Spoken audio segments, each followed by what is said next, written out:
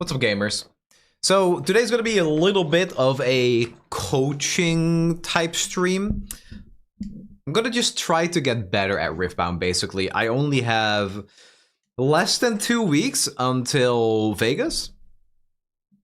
So in this stream, I just kind of want to discuss. I'm gonna call with Marshall, Riftbound report, about what decks are good, what decks are being played right now, what to expect. Then I'm gonna figure out what decks I want to play. And then I'll play some games. That's the 3 steps for today.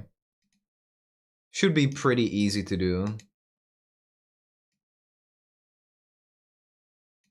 I am going to pinch your left. Why left? Why always left? Okay, let me see. Marshall sucks. I hope so. I need some wins. I need some confidence.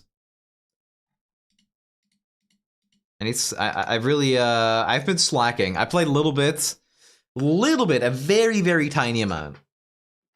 Are you gonna play versus Marshall Riftbound? Yes. John Riftbound himself. Yeah, I got all my stuff over here. I have I have a beautiful deck box.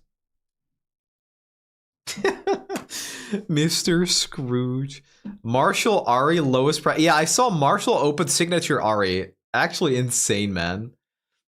Yeah, I mean, I have another deck box somewhere, but my Teemo deck is in there. This is this right here. Guys, when I reveal the champion, this is the card, this is the champion that I'm going to play at Vegas. And as you guys will know, I have a X-Post right now. The people that guess what I'm playing at Vegas, I'm writing your name on my card. If you haven't guessed yet, go to X, guess what this card is. Because when I turn it around, I'm going to reveal what deck I'm playing. Are you playing at Vegas? Yes. Seraphine? Yeah, nah. It took me 40 minutes to get my new Lorcana set in the LGS because all these Riftbounders fighting each other for Spirit Forge. 10 years. What? Okay, I went yesterday. I went to my my LGS yesterday, and they weren't selling Riftbound yet. They're like really big into Lorcana. I think Lorcana's probably like their biggest game there. I gotta stop playing Lorcana. I played it a bit, mostly casual. I really liked it. But, you know, when Riftbound came out, that was a pretty easy switch for me to make with, you know, what I'm doing already. Is there cat hair here? Oh my god, this big pile of cat hair right there too. All right. ERB that went 6-3, didn't make day 2, won best of Ari and sold it for 40K within a month.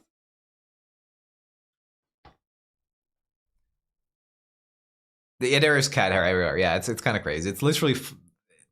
Ragdolls are great, but you have to deal with the hair. It is legit everywhere. So wait, you went best of Ari. You got the metal card. And you sold the metal card for 40K. Like,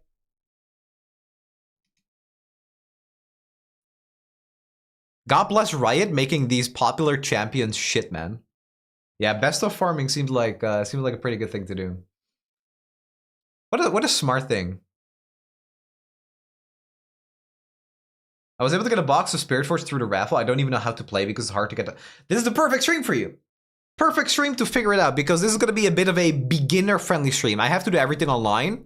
I can't really do it in person because I don't know how. Really, it's hard. So we're going to use TCG Arena to play Riftbound. So I'm going to call with Marshall in a couple of minutes. Then we're kind of going to go over what's going on, what's meta, what are people winning with and stuff, just to kind of figure out. Then I'm going to reveal what deck I'm playing, and then we're gonna play. Then we're gonna play some games. So it's kind of just to help the beginners a little bit, which I am as well, by the way. Just to be very clear.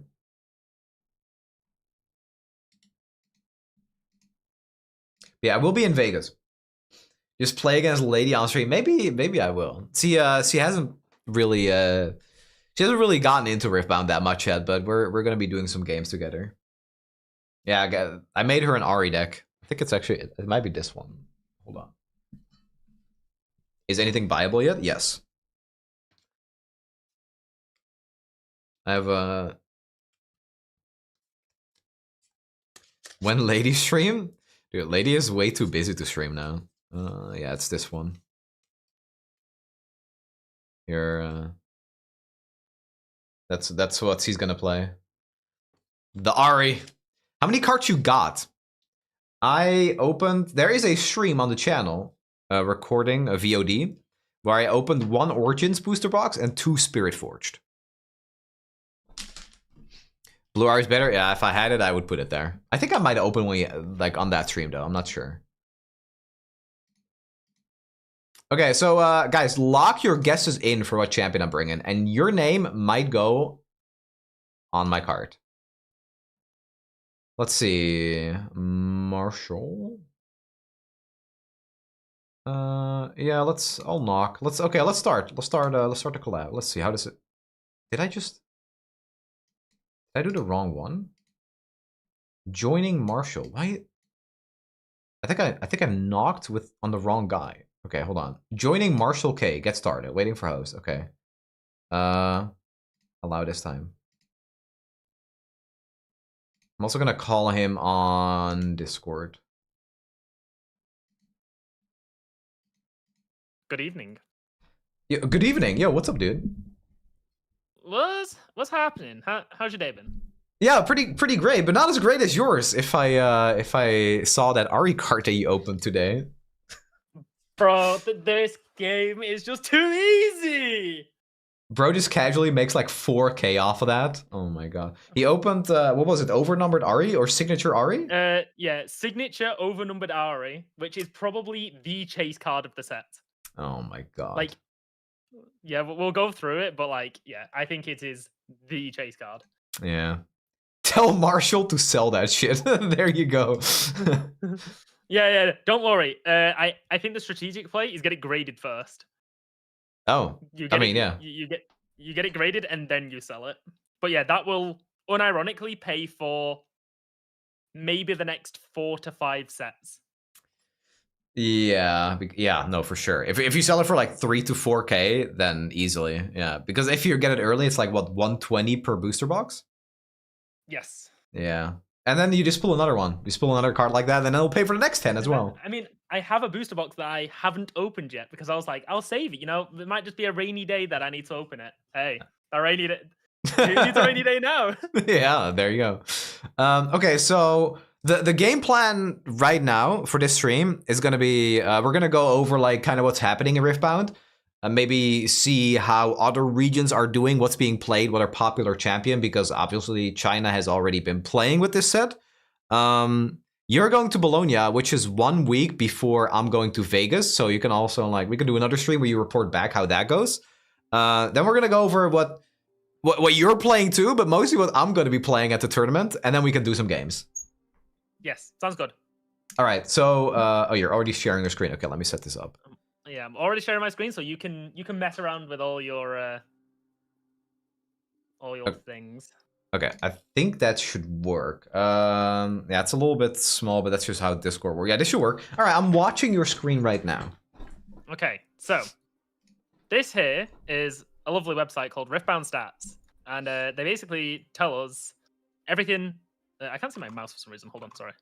Oh, there we go. So basically, this is telling us every deck that has won what they refer to as city challenges and regional opens. Regional opens are the equivalent of our regional qualifiers.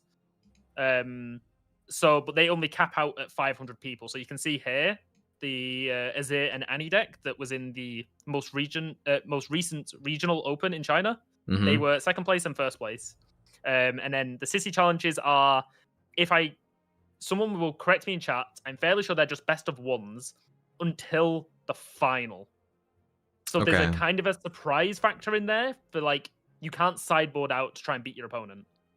So wait, the Annie says first out of 500, so that's a qualifier, yes. Like the Vegas and Bologna one. Okay, and the other one, okay, City Challenge, got it. Yeah, so the City Challenge is here. So if I go like this, you can see the name under here, man. Make it look a bit easier to follow. So these are all just local city challenges, a lot less people, but like you play in these and you get in China, you actually have ranks, like League of Legends ranks. So the more you play and the more you score, your rank goes up. So you'll see people in China on the official broadcast. They'll have their name, and then they'll have the League of Legends, like they'll have the rank icon. So you might have like an Iron player playing against Diamond, because the Diamond player will have just played more games.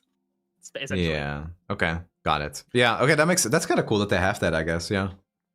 So we can see here there's a lot of city challenges. If I were just to do winners, though, as you can see here, we're seeing a lot of one champion. He likes to show his face this set. Yeah, I was gonna ask what decks do you think I'm gonna face at the tournament, but if I'm looking at this list, there is one that stands out. Yeah, one above all else. Yeah, he likes to show his face. So we have so if we search Glorious Executioner, if I can spell the card right, there you go. So Glorious Executioner, you can see here in newest first, so the most recent. So he won in Chengdu, he won in Fuzhou, and he also won in. Oh no, he's only won. He won against Thing, and then Ezreal won the week. No, was it Ezreal? Someone else won. Basically, Draven's only won 2. But this is the. We'll look at the deck list here for Nanjing. Mm-hmm. So this version of the deck is what we like to call the miracle deck. Yeah, I've seen this actually. So this is where they draw and recycle a bunch of cards, and then they play them for 1, basically. Yeah, so you would play the like the pop-off turn. So this version of the deck doesn't run it. But there's a card called Bushwhack. It is a hidden card. It's 2 energy and a power, or you can play it for just 1 power hidden. So you can use the seals to do that.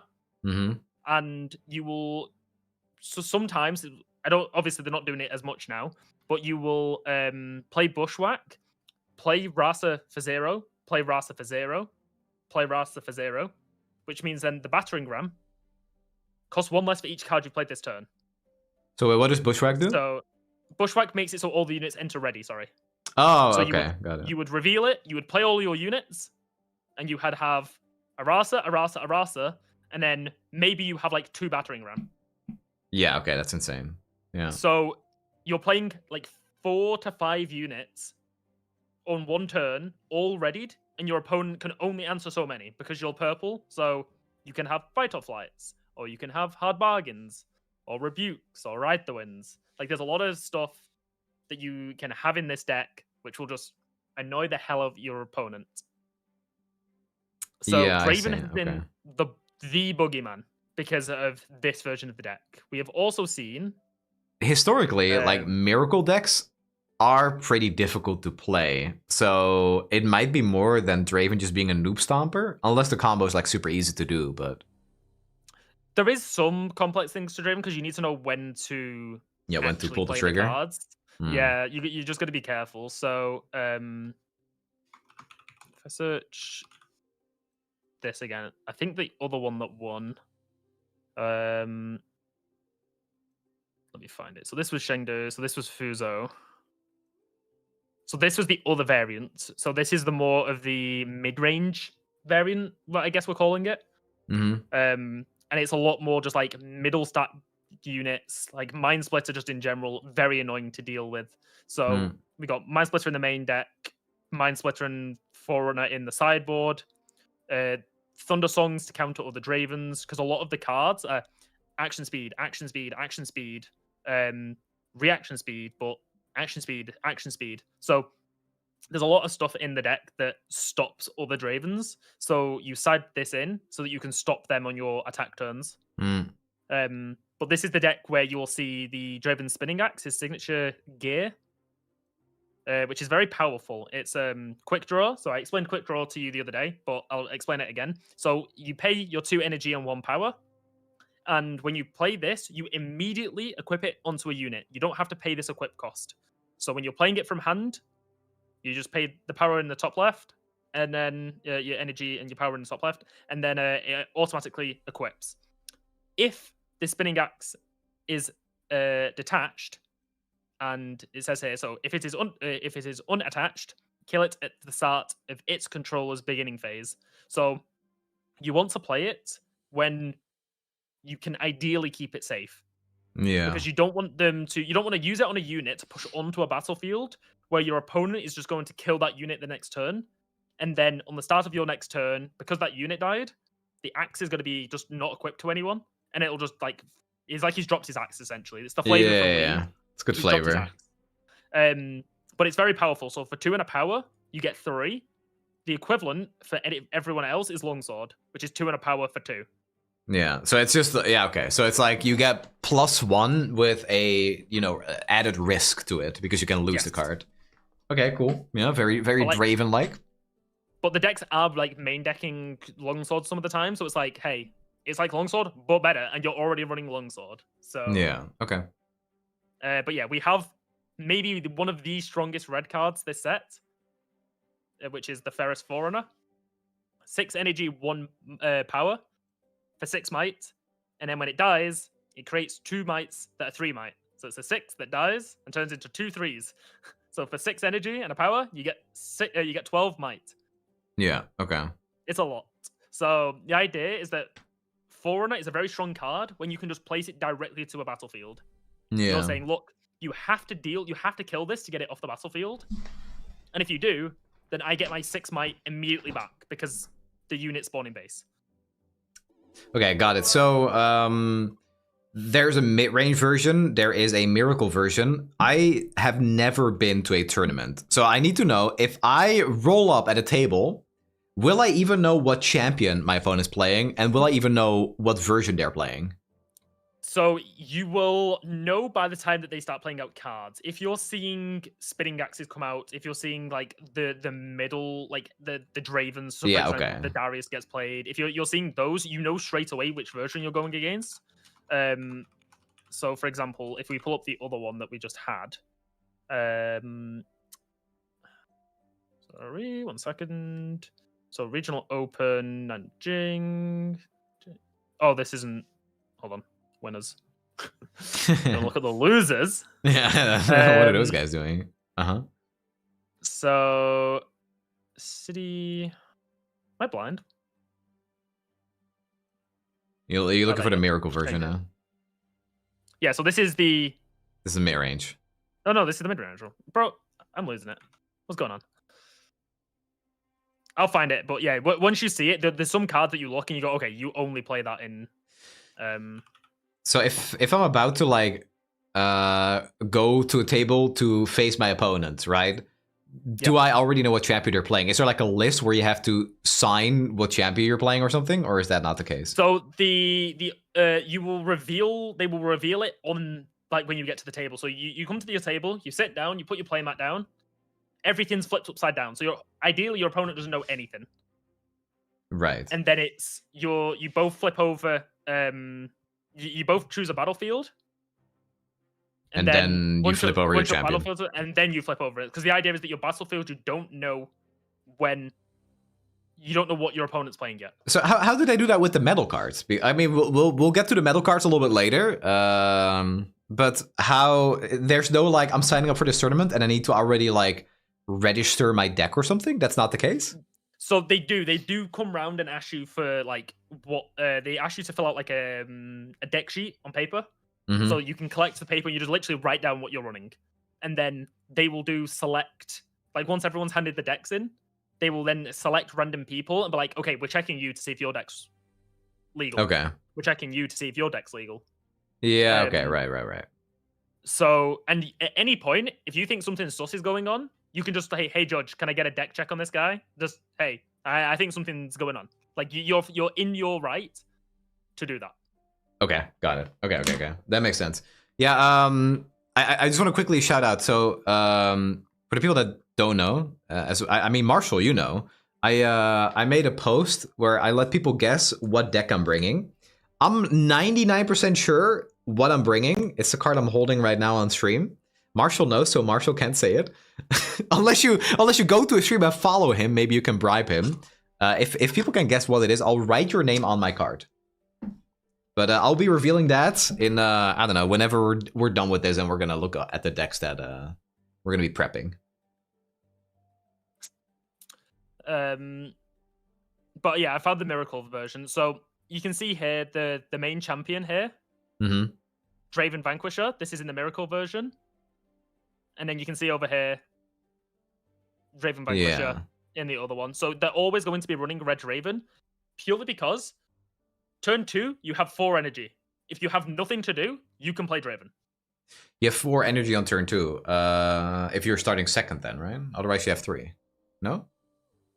No. Turn 2, like turn 1, the player going first would have 2. Oh, the next turn, they would you're have right. 4. You're right. Okay, yeah, that's nasty. Okay, got it. So you're always guaranteed to get Draven out on turn 2.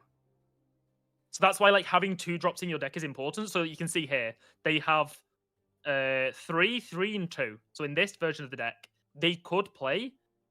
They have the option of 8 units to have in their 5 cards that they open with. In this version of the deck, they have 3 of this one, 3 of this one. But then you also have like stack deck. Like you could stack deck if you wanted turn 1.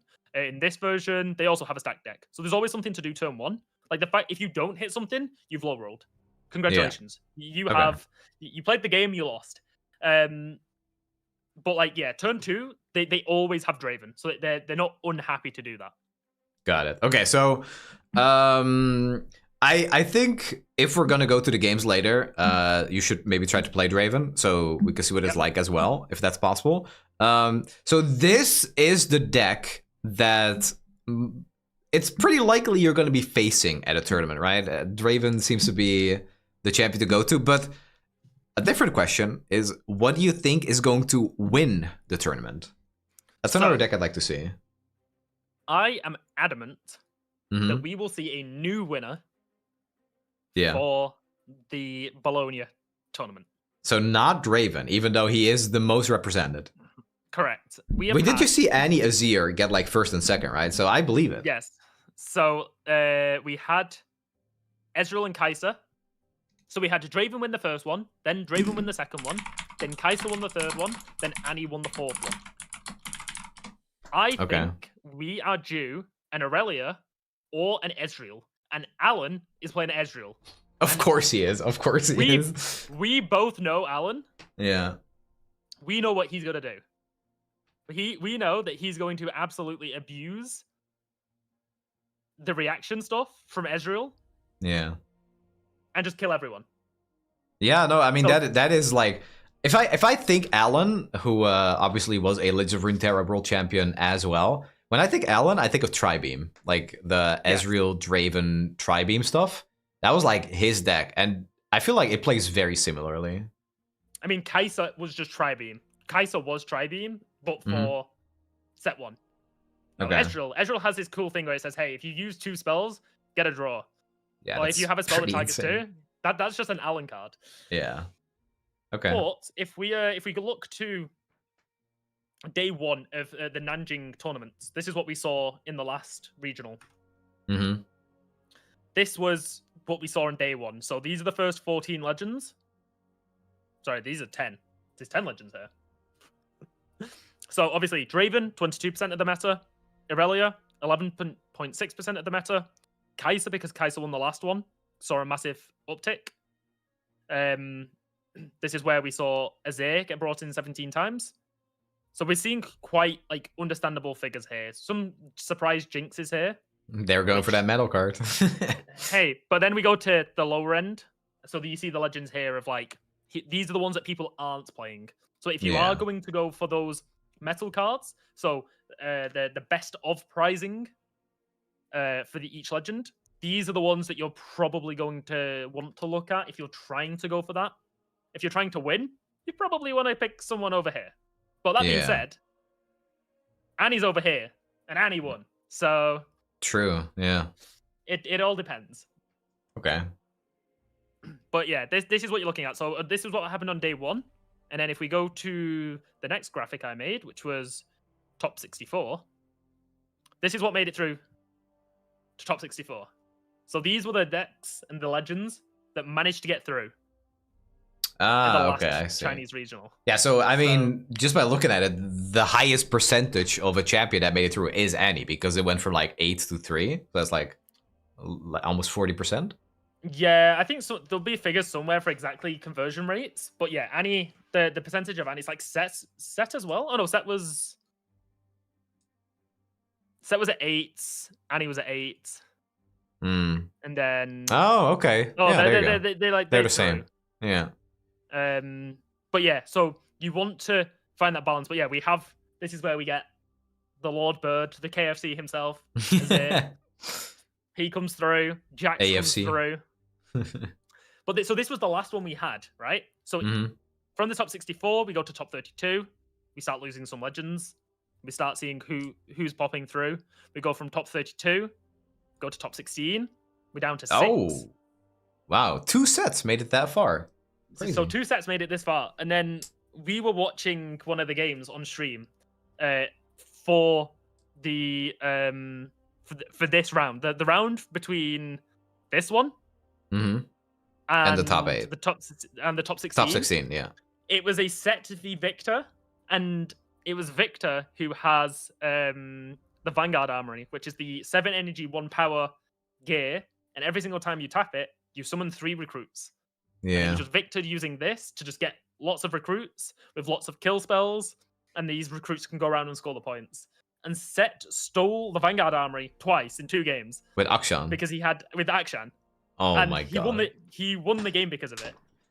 But they would have to kill Akshan to get the gear back, right? Yes, but because Set doesn't let units die. Oh, right. You can spend the buff get it back. To recall it to base, right? What? So there was a play where he singularity'd the Akshan. And then he said to the guy, "Give me can I have my armory back?" And he was like, "No, I've saved him with Set." And we all just were like, "Oh my god, he didn't realize. He just did not realize what Set did." Yeah. Okay. So for the people that don't know, what Set does is his champion power is if you have a buff on a champion, which is just a +1 token essentially that you could put on 1 unit. They can't have more than 1, except unless the card text says so. What Set's ability does is he can be tapped, and then you can spend a buff to save that unit. Instead of it going to the graveyard, it goes back to base, right? Or is it hand? Yes, it goes back to base, but you also have to recycle a rune as well. And you have to recycle, okay. Rune, it's not even a rune, you just have to pay a power. So if you have a seal, you can tap the seal. Wow. It's very disgusting. Yeah, so Akshan steals a gear and from the opponent, and the only way for the opponent to get that gear back is by killing Akshan, but... with Set, they just don't die. They just get recalled to base instead. So that's kind of in Runeterra terms, imagine stealing a War Mother from your opponent, a War Mother effect, and then somehow you just keep reviving that unit or just not letting it die with spell shields and stuff. That's crazy. So we go into China and everyone's like, Draven is the boogeyman of Set 2. Draven is the boogeyman of Set 2. So just for reference, this was the first one. Yeah. So top 64, 40 of them are Dravens. Wow. Everyone's these numbers are insane. Everyone's like, okay, Draven scary. Draven very scary, right? Then we keep knocking them down. Then we go into top 16, he's 9. We go into top 8, he's 4. We go to final 4, he's 2. So he's nearly always half or more. The second tournament comes through, and he's 37. He's dropped. There's more stuff now. We keep going. He's top 4. He's 2. He's in top 8. He's 5. There's more in the top 8 this time than there was last time. And then we go to this tournament. We go to top 8. It's only 2. There's 7 different decks. So that's this sick. Boogeyman Draven. Hey, we have 8 different decks that have managed to take out Draven to get this far. Because everyone's bringing in Draven at this point. If we look here, 25% of the field brought a Draven. Oh my god. Yeah, got it. And everyone's flexing here. We also have a notable thing. I don't know if you know about this. I want you to take a guess while there is 16 Garen here, Sonny. Yeah, they all want that metal card. Okay. The only reason they want this metal card... There should be someone here. Garen. There should be a Garen here. But nobody brought Garen. Nobody. I mean, Garen is so shit, man. It's unreal. So, the rumor is there was a player who overate at breakfast and didn't look at the time and didn't make it to the time the play-in. He could have lost everything and he'd still have the Garen medal card. So that's the rumor, but I don't think it's true. Oh my god. That's why we have, in this amazing Dalian Regional Open, we had 16 Garens because everyone was like, hey, what if I go for the Garen? So we went from 0 to 16. that reply that come, the Garen percentage, address me. Okay. The fact is that 16 likes as well, I think is chef kiss. But yeah, this is the thing. You because of the best of prizing, you have players doing the wildest things. Yeah. Like if you're going, okay, I'm going into a competitive tournament, I'm trying to win prizing, I'm trying to go for, like, I'm playing Draven, I'm going in. You go round 1, you sit down, Garen. Okay, I'm playing against Garen. I should win this. You win your round 1. You somehow then get paired into the Garen who beat the Garen, so you're both 1-0. Second round, you go into a Garen again. You're like, what the hell's going on here? Why am I going against all these Garens? Yeah, I mean, but yeah, it's interesting, right? Because if you're playing Draven, like, let's say Draven is considered the best deck in the format, he's certainly the one that's being brought the most, and you go into a Garen that's just there for the medal card, you're like, hey, oh, that's pretty sick. I get a freebie to the next round, bro. Yep. So you have all of these people bringing the decks because they want the best of prizing. They go in and they say, hey, so like, for example, let's look at the last one. So last week, every legend was brought. There wasn't a legend that didn't get brought. Yeah. But look, Garen dropped down to 5. We have 2 Lee Sins because you'll have the people that go, I want to represent Lee Sin. Lee Sin's my favorite. I will bring Lee Sin. And because there's only 2 of them, all you have to do is do better than one other person, and you get a metal. In China, it would have been a 1 of 5 at this point. Yeah. So 1 of 5 metal card. And it changes up the meta. Like, if people are just all going to play to win, they would be playing Draven, or they would be playing Aurelia, who seem quite a lot of play, or they'll be playing Kai'Sa, or like any of this top row. Yeah. But no, you have people bringing the Teemos, the Renatas, the Volibears. Because they can have fun. Even if they lose, as long as they're better than the other Volibears or Garens, they win. That's what they go for. Yeah, yeah. So I don't know if we've explained it fully, but basically, and I think this will also be a good segue into revealing what I'm bringing. What you can do in Riftbound if you go to a tournament is bring an underrepresented champion and still get rewarded for it. And I feel like Riot is absolutely genius for doing it because I don't think any other card game does this. Basically what happens is instead of bringing the best deck, you can bring something that isn't quite as good that most people won't bring because it's not as competitive. And if you place as the highest placing player with that champion, you are rewarded with a medal card of that champion. So some of these cards are being sold for absolutely disgusting numbers. I don't know who it was earlier. I forgot who made the comment, but somebody said they placed highs with Ari. And they sold their card for $40K.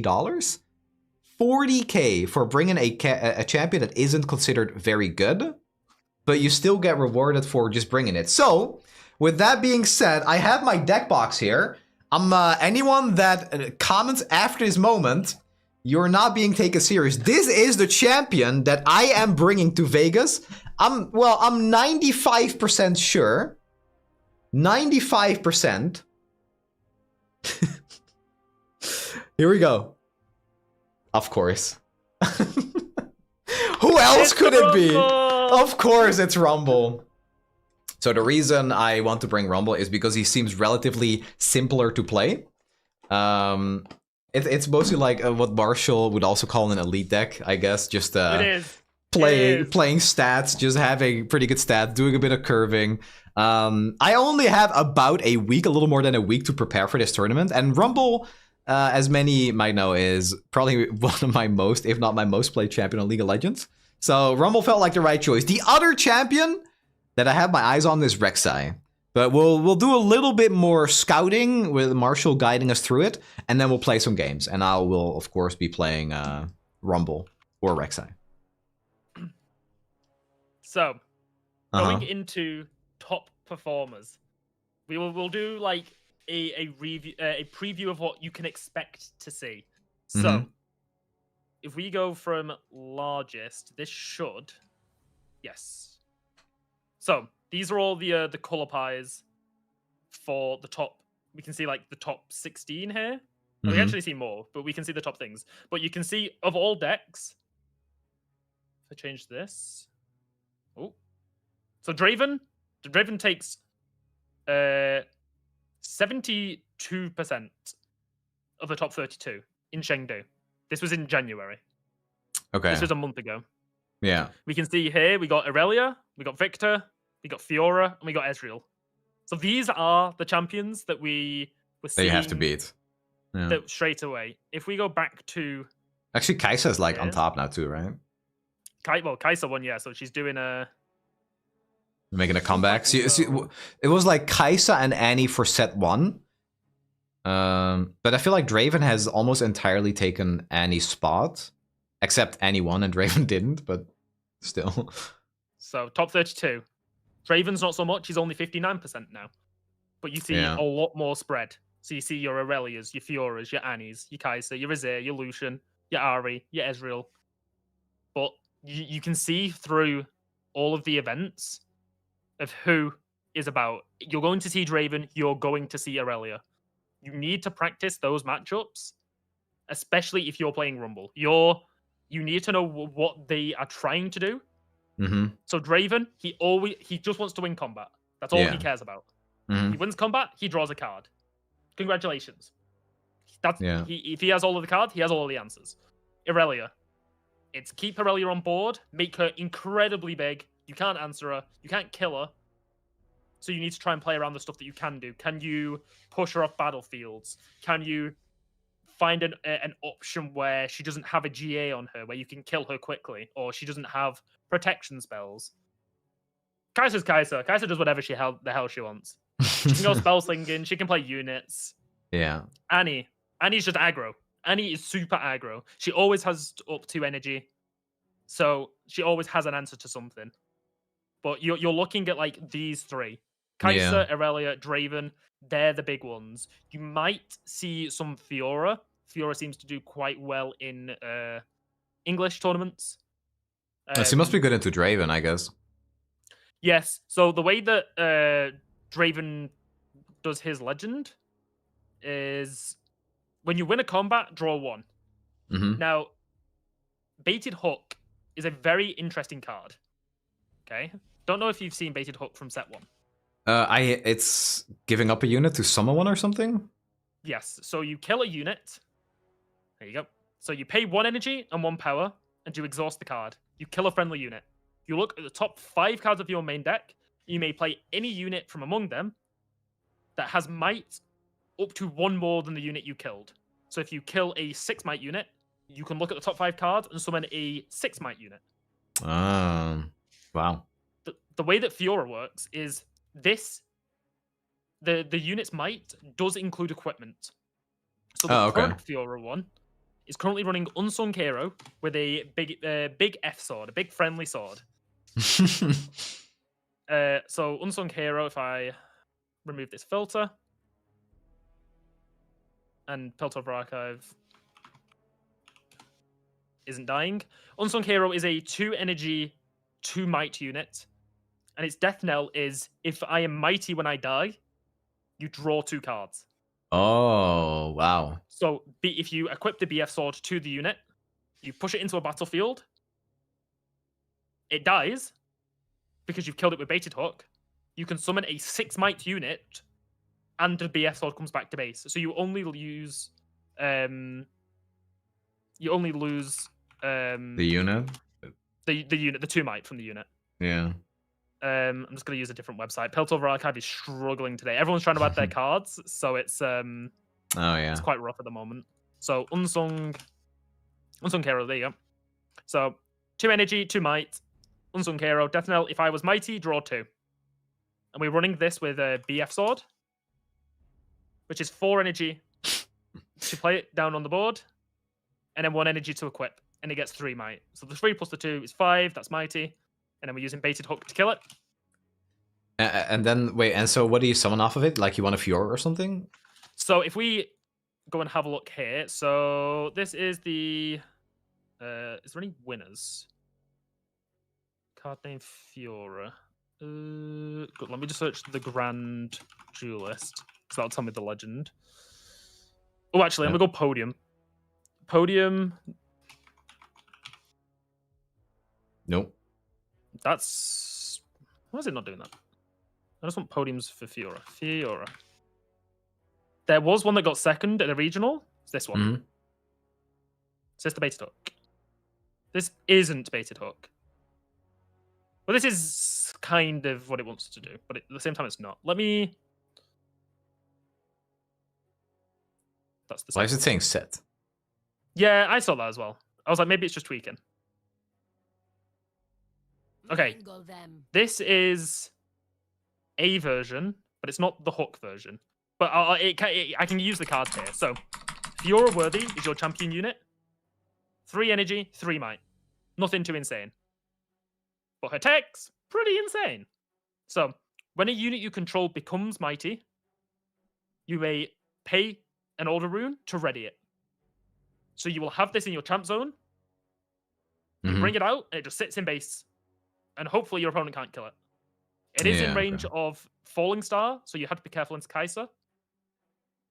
And Dravens are running some Falling Stars now, so you just have to be careful.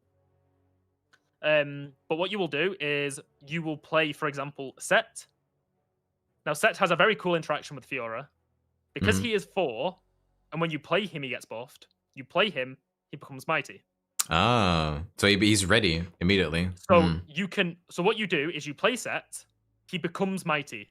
You trigger your Fiora legend. When one of your units becomes mighty, you may exhaust the legend to channel a rune exhausted.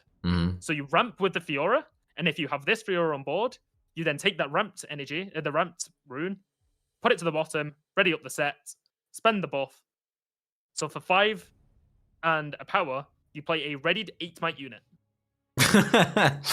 Yeah, okay. It's pretty disgusting. Wait. Like, yeah, okay, I get it, yeah. Got it. Then you have some of the strongest cards in the set. You have Punch First. Yeah, that must be insane against Draven. It's gonna be so hard winning combat with that. But this is where Draven then finds ways to counter. Nice might you have. What about if I just rebuke the card? What if I fight or flight? What if I Tide Turner and swap it with a different unit? Yeah, okay. What if I switch a rune? Nice unit. It's now 2 it's now 2 might. Yeah. Switch a rune, swap the might. So Draven has a lot to like counter. So this is where the Fiora deck comes in with Fiora's signature spell, Riposte. 2 energy, 2 mixed power. You can use orange or you can use yellow. Choose a friendly unit and a spell, counter that spell, and give the energy cost to me as might.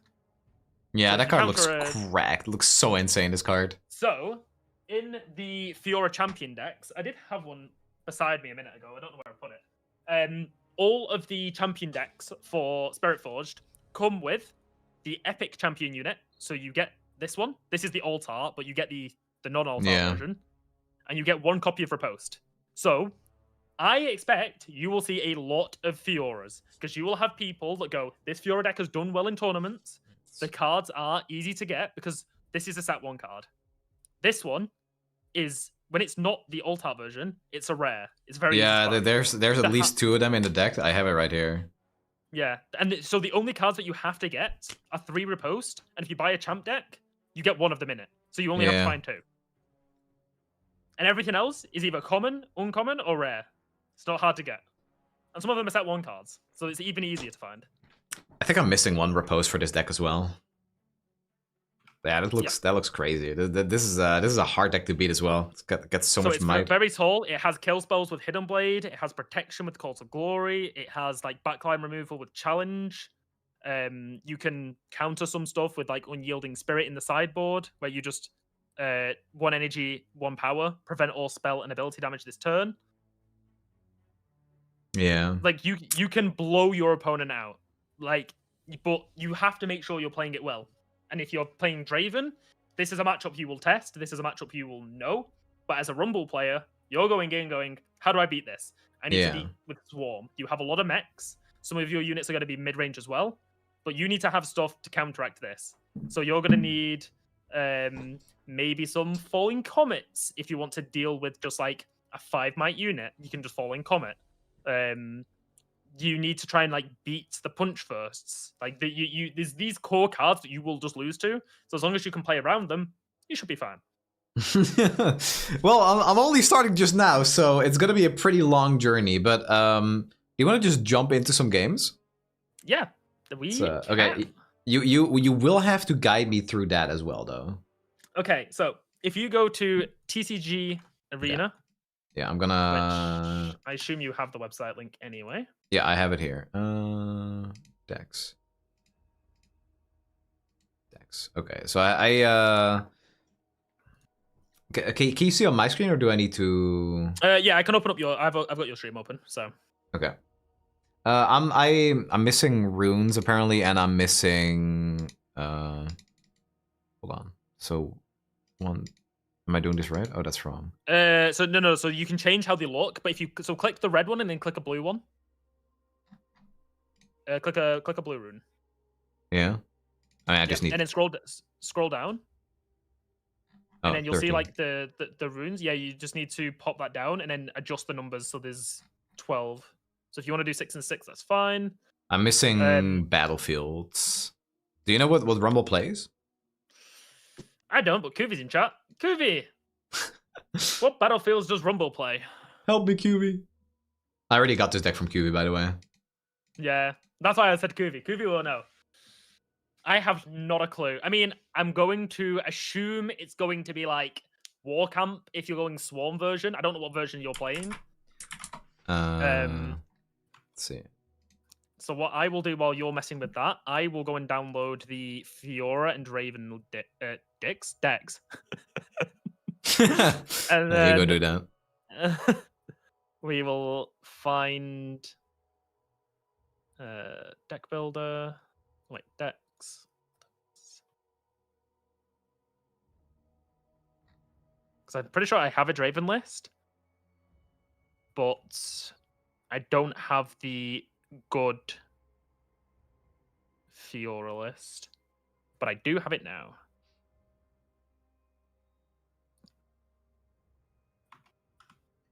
Are you playing for medal or for a possible top one? Bro, I'm playing Rumble. I'm not playing for a top one. I'm playing Rumble Sag. Okay, units. Fiora worthy. Chosen champion. Save. Okay, so I have a Fiora list. I have a mid-range Draven list. So I will use this one because I think a lot of people are coming off of Miracle Draven at the moment, I think. So we'll go from there. We will also do... I don't want to show people my list yet. My list is going to be secret until I'm ready. Okay, QV said Voidgate, Camp, and Godwillow. Yep, sounds about right. Void. Camp. Aurelia. Oh, not Voidgate, Valma. Okay. Okay. I will play Aurelia. I've never played Aurelia before, but I have had a lot of people that have tested Aurelia into me. And I will do what Kuvi hates. I will play my Aurelia on turn 2 because we're going second. And I'll let her die. Kuvi's gonna mold. Alright, the deck should be ready. Yeah, okay. So, you need to invite me, right? Send a code? So yeah, we go to, if you click play. Oh, they've changed this now. Direct connect. So send your ID to others. So I'm going to copy my link and I'm going to DM it to you on Discord. Mm-hmm. So on that direct connect thing on play, you should see just their ID. Oh, there we go. I don't have my playmat because it never saves for some reason. So I'm just going to open it in the browser and quickly paste it in. Okay, I've seen people play, but I haven't tried it myself yet. Just been playing IRL, so that's why you need to guide me through it. Yep. So I will start the game for us. Okay, so I'll ask you to choose your deck. Rumble. I will start with Hook Fiora. So, okay, so what we're going to do, I can see you're playing Rumble. Mm-hmm. I've got Fiora. So if you hover over your battlefields, you'll see that like an X appears in the top left. Yeah.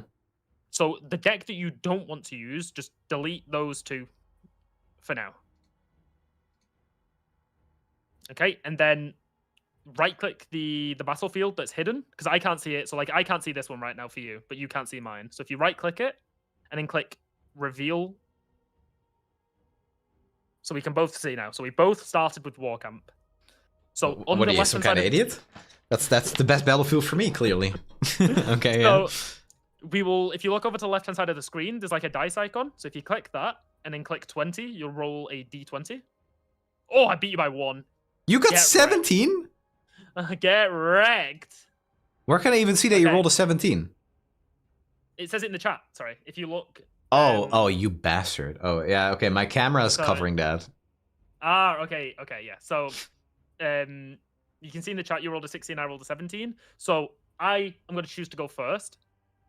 So click the mulligan button, and it'll pull up your opening hand, and then click the up to 2 cards that you don't want. And so I'm going to select 1 card. So then I'm going to click the 1 card and then put selected cards at the bottom and start. So I'll let you do your mulligan. Yeah, it's kind of okay. I'm just gonna go with it. Okay. So once we've done that, so I can see that you've mulliganed 2 because you've only started with 2. So tap your deck to draw a card. There you go. And then because I have chosen to go first, see how there on your side of the screen there's like a red border. Yeah. That's just indicating that it's your turn. So if you click spacebar, you'll pass it over to me, and it'll automatically draw me a card and channel 2 runes. I see. Okay. So I'm going to tap left-click my runes. Mm-hmm. They'll exhaust them, and then I can click the card to play it, and it goes up on the side, and I can just drag it down into the base. So I'm going to play Unsung Hero. I'm going to play it in my base, and then I'm going to hit spacebar, and it'll pass. Okay.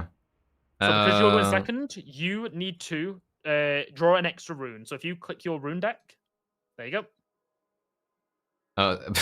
So if I wanted to cheat, I could just click draw right now. Does that work? Is in what? Sorry. If I just click the draw button, will it draw me a card? Oh yeah. So you can't automate it, or else Riot will get very angry. So you have to do everything manually. You can't automate it. Oh, I see. Okay. So you're not allowed to automate the actual simulation, or else Riot gets very angry and sends the legal people to come speak to you. Oh wow. Okay, that's interesting. Okay, so QV said you want to start Valma usually. Okay, that's good to know. That's why I need the coaching. You pass there. You're not doing anything turn 1? Correct. Okay. That is interesting. I will tap 4. I'm going to play a BF sword. Wow. I've seen this before. Okay. So I will recycle a yellow, and then I'm going to right-click the BF sword, and I'm going to click the group button, and I'm going to click on the Unsung Hero. So it's like, it's on my hero now. So if I move my thing, it moves with the BF sword moves with it. Okay. Because I equipped it, it is now mighty. So I'm going to trigger my legend, which means I can channel a rune exhausted. Mm-hmm. So I got that rune back. So essentially I equipped it for free. I'm also going to right click and toggle counter so that you can see the might easier. So this is currently a 5 might unit. I'm going to push my unit up to this battlefield, which will put it into 6 might because of the battlefield. Got it. Then a showdown starts. So my action phase, I don't want to play any action cards. No action, reaction. So I'm passing that over to you now. Would you like to play anything? No. Okay. So nothing from you, nothing from me. So we pass the thing. I get my conquer point. And I can't do anything else. So I'm going to pass. Oh, I drew a card automatically. Okay. Yeah. So I passed the thing over to you, so it's automatically channeled your runes for you, and drawn you a card. Okay. So I have 5 mana.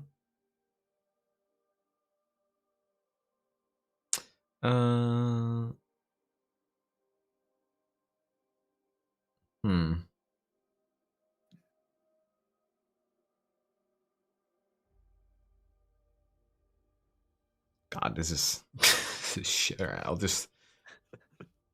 So I have to play this to my base, and it costs me like that, right? Yep, correct. Okay, great. I missed 14 turn 1 playable units. That's almost 97%. Oh my god. Alright, well, as long as this doesn't happen in Vegas, I'm happy. Start of my turn, I have a unit at the battlefield, so I get a hold point, so I'm on 2. I will tap 3 to play a Fiora Worthy from my champ zone into my base. And I will pass. Okay. I'm gonna. So that's 6. Yes, this is currently 6. The counter's there just so it's a friendly reminder, so you don't have to sit there and go, "Oh my god, what's he at?" Yeah. Okay, cool.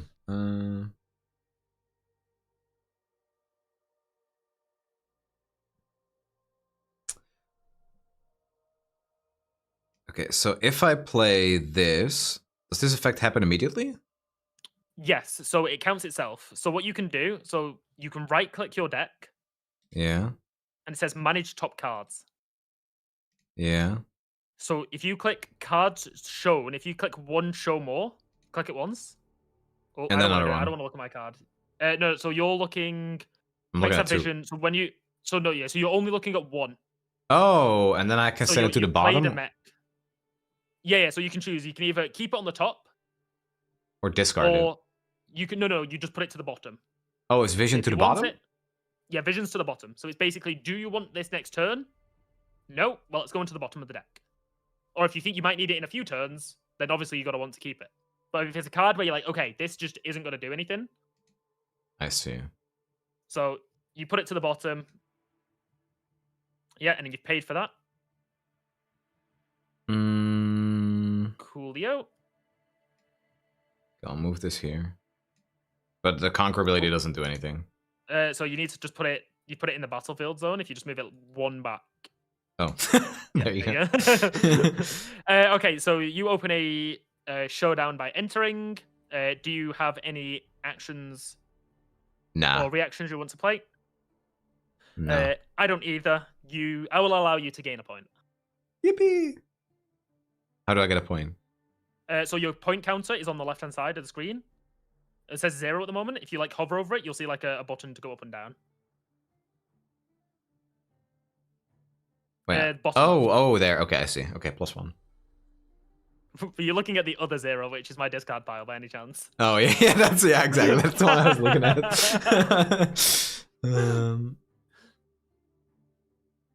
So obviously, now that you control this battlefield, you can play units directly to this battlefield. Yeah. And because of your legend, you do get a benefit of playing units to battlefields. Yeah, got it. Because you automatically get the defense. Okay, so also, don't know if you want to do this just for game clarity. If you right-click your Rumble, and then click Toggle Counter 2. I like 2 because it's not red. And then this is the might. So because you're at this battlefield, you're +1? technically, you're at +1. So if you want to go to 5, and then when I move a unit in, because this will trigger, you can change it to 6, but only when I enter. Okay, got it. Okay, I also want to put this here. Okay, so pay for it first, then recycle the blue. So right click. So if you hover over the rune, there should be like a rune icon in the top. Oh, yeah? You can click that and it'll just recycle. Ah, okay, got it. Okay, so you have played a mech, so you may get the vision trigger off this. So you can look at the top card of your deck again. So manage top card, show 1. So if you want it, leave it. If you don't, put it to the bottom of the deck. Okay. So I just closed it because I want to keep it. Okay, yep. So this Rumble, if you want to do the thing on him as well. So he currently is 5, but his Tex's mechs also have +1. So every unit then gains +1. So he's at 6, he's at 6, this one's at 3. Oh, Rumble himself is at 6. Oh, he's a 5 power. Yes. Okay. Yeah, yeah. So you're holding 12 mites here at the moment, but if I pushed in, it'd be another 2. Yeah. So it'd be 14. Okay, got it.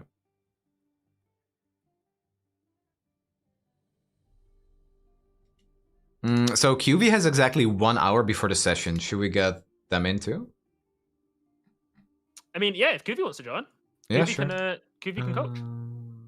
Okay, that would be awesome, QV. Let me add QV to the call. Yeah. You might have to rejoin on your end. 1 second. Yellow. Hello. There we are. What's cracking? Oh no, What's don't say up? that. Thanks for joining. That's not your language. Is that offensive? Hi, thanks for having me. All right. Yeah, just help me out. Screw Marshall. Should I share my screen? Is that easier, or can you watch the stream? If your PC is not exploding, you can share screen now. It should be less delay, I think. Okay, let me see. I just won't look at the share screen. I'll be nice. I won't cheat. Okay, there we go. No, you can. You'll need it. Whoa! Okay. Oh wait. Yeah, that was my turn. Here you go. Okay. Oh, I get to do the funny thing. Wait, I get to do the really funny thing. Wait. This is a horrible start for you, to be fair, but you could just use this game as like a. It's a getting practice. Familiar with the effects. Yeah. Yeah. I would like to just learn matchups and stuff and see, like you said, with the Valmos lair, that you play that every time, unless you're against Kaisa. That's really good knowledge, for example. Interesting. Also, you could have, for example, played that 2-drop on top of the battlefield if Yeah. you moved with Rumble first. So, as Rumble, usually, if you're not planning on accelerating the units, you just want to move first and then decide if you want to play on battlefields or base after. Yeah, So- yeah, because of the hold ability, right? Yeah, exactly. I am moving my Unsung Hero back to base. I am then going to pay 3. Bro, I hate it when Marshall does this voice. He would do that in Paris too. Right. He gets so excited for a stupid play. Listen, Can you listen, okay? I'm just having some fun. So then I first mate the Unsung Hero to ready it back up. I am then going to tap 2 to play Pit Rookie and buff the Unsung Hero. So Unsung is now at 6. And then Unsung Hero is going to go in and gain +1 for the battlefield. So then your legend then triggers. So we go to 7. Yep. It's not. And actually- then Sure. you know what I mean, Kuvi. And then as of now, I am going to pass. What? I mean, okay, I have Like- nothing. Yep. So my 7 is going to kill this 7, Okay. and my Unsung Hero will die, and I will draw 2 cards. So I just put it here? Discard? So this Rumble and this mech both lose 1. Technically, he should lose 2 because he's no longer a defender. Okay, so now I need to beat 6.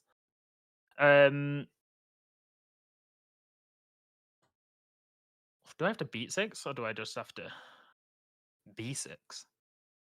I mean, I think it's just B6. Recycle to equip the first mate, which then triggers the legend that channels me a rune, and then I trigger my Fiora because I made it Mighty. So I recycle 1 to ready up the first mate.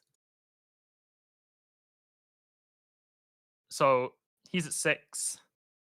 I attack. I'm at the battlefield. I go to 7. Mm. Your legend ability triggers. So you go to 6. And then I'm going to pass. All right. Goodbye. And then I conquer and go to 4.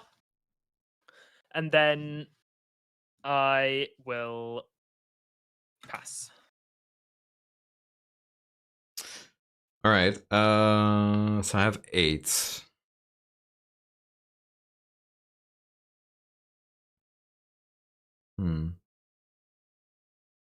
I think the play. It's so scary. Wait, did you? You didn't pay for these, right? For the. Did you? Or you just have 3 left? I just have 3 left. Oh, because when the BS sword gets unequipped, you could just pay 1 power? Yeah, I can pay yellow power to just re-equip it. Okay. Oh, that's pretty strong.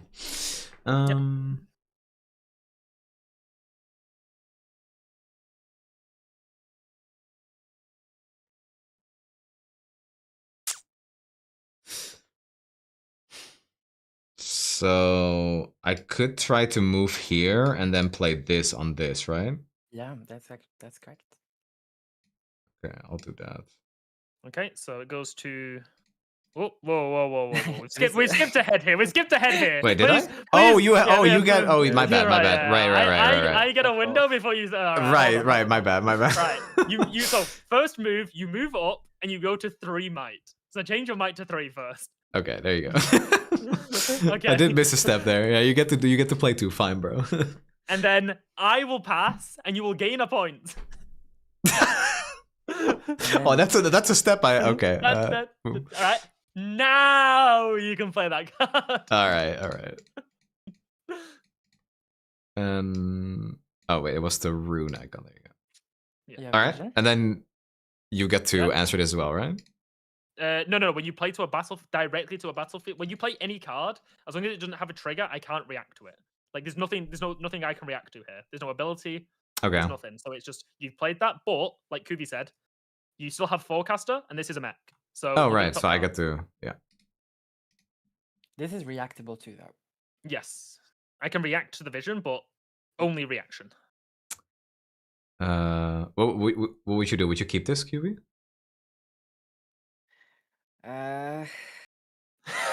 If Kubi says that, it's doomed. Yeah, I mean, the spot is not good, but I would. Can I see your hand? I personally, I would think send it to the bottom, but I'm saying that because I feel like Marshall's deck does not play on my turn as often as a deck like Annie or Kaisa would maybe, or Draven. I don't know. They have cards. This goes though. I think personally I would keep it because you need units. You're kind of starving. That's fair. Okay, we'll keep it. Especially with the 2 cards that you have on the left. Yeah. Okay, I think I pass here. All right. Okay, so I get a point for holding, and I think the first thing I want to do is I want to send a pit rookie in here. So my pit rookie goes to 3. Really? And then I am going to pass. If I pass back, that means you choose my forecaster to die, right? Yes, correct. Okay, then I will play. Hold on. Oh, okay. Wait. Because I don't understand what Marshall's doing. Like the pit rookie is dead. Your Rumble gives +1. Oh, that is true. I did miscount that. Oh, yeah, you're right. Okay, Yeah. I misplayed. No, I'm suiciding my rookie. I misplayed. I mean, I don't. It's practice. Do you want to redo or? No, it's fine. I misplayed. Listen, Okay. you live and you learn. You misplay and you ape sometimes. Okay, so I have to play around 12. Okay, I can do it. 1, 2, 3, 4, 5. Recycle an orange to play set set comes down as a 4. He then gets a buff. So then he goes to 5, which makes him mighty, which triggers my legend, which channels me a card. I then recycle that card to ready him with Fiora. I spend the buff on him to give him +4. And I push it into this battlefield, going to 9. And on my action phase, I pay 1 and channel 2 to play Punch first as my action.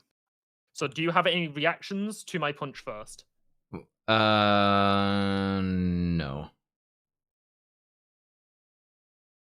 No, you don't really have anything here, technically. Yeah, I mean, you just should do the math. So set is at 14, and you're at 12. Yeah. Which is not enough, even with the red card. Yeah, this is the only thing I can play, Really right? good. Because this is. But it's only on defense, on attack, right? Yeah. And then you could do that one and hope to draw another one. I know what's on top, so it doesn't do True. anything. That's absolutely true. So it doesn't do anything.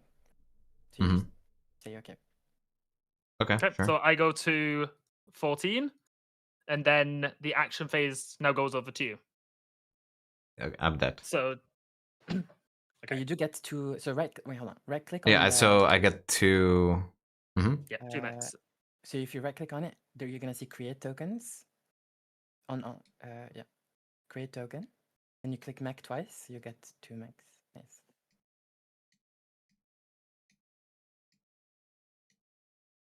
Ah, nice. Okay. Okay, so I conquer. I go to 6, and then my set buffs himself, so he goes to 15. I'm gonna bring back my first mate, and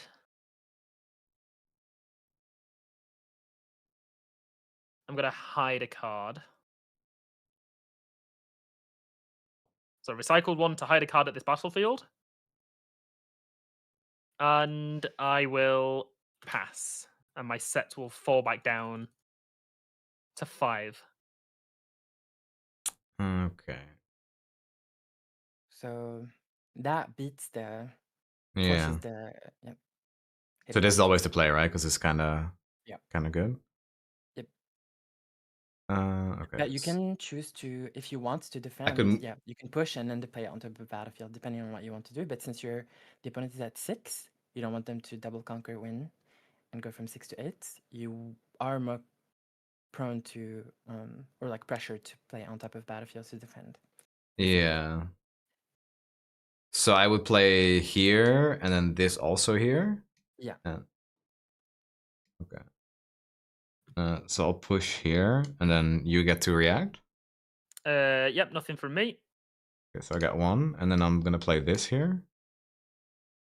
Okay, so I have a window that I can Pay for it. Yeah, so pay for it first. Mm. So when this goes on the Mhm. stack, because it has an ability, I can react to the ability. So this is, I can play reaction spells now, Mm. or never. or never. So what I will do is, I think you're going to try and do something cheese. So I'm going to react and play Hidden Blade on my set to let me draw 2. Okay, sure. Because something tells me something's going on over there, and I don't like it. So I'm going to draw 2, and then these guys are going to the discard. Okay. And then, yep, so that ability goes through. So I can't play cards for the rest of this turn. All right. So one question I have is, the other play I was thinking about was playing this, and then playing Bryn here to push here. With Stupefy, but that's my entire turn, I guess. Yeah, but what would that have changed in terms of like outcome in this case? I guess it would mean that I have a 5 power unit here and 2 3 power units here. Yeah, but you can't split anymore, because if you split, the Fiora will just eat you. As in, like, yeah. when they're threatening to go from 6 to 8, splitting your might is splitting your defenses and your power. You don't want to do that because you make it easier for them to double conquer. You want to just hold one spot and make it allow them to go to 7, but try to stop them from going to 8 is what you want to do. That makes sense. So I should just put this here. Yeah. Okay. Yeah, that makes a lot of sense actually. That's really good advice. Okay. I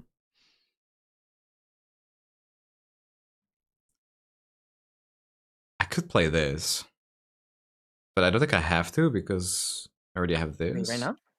Yeah. Wait. Sorry, which one? This one. Yeah, no. Yeah, I don't think you. Let's think. I don't think you need it. I think you're actually relying on a top deck here from that from Stupefy. You're relying on top deck, so you're looking for like the sword or another Stupefy or like anything that would help you because here I can very likely break your hold right now. So you're just praying that this Stupefy is gonna draw anything, and even with a top deck insane draw, I think you're still losing. But okay, makes sense. Yeah, I'll pass then. Okay, can I ask for you to put your counters on your guys? Because it will become relevant, I feel. So this is 4, but will turn to 5. Wait, someone's right. In chat, you should play. I actually do that sometimes when I'm playing on TCG Arena. You should play Legends of Runeterra board music. Yeah, that's what I'm doing. That's literally what I'm doing on stream now. I have them on loop. Do you have a link? I just have a.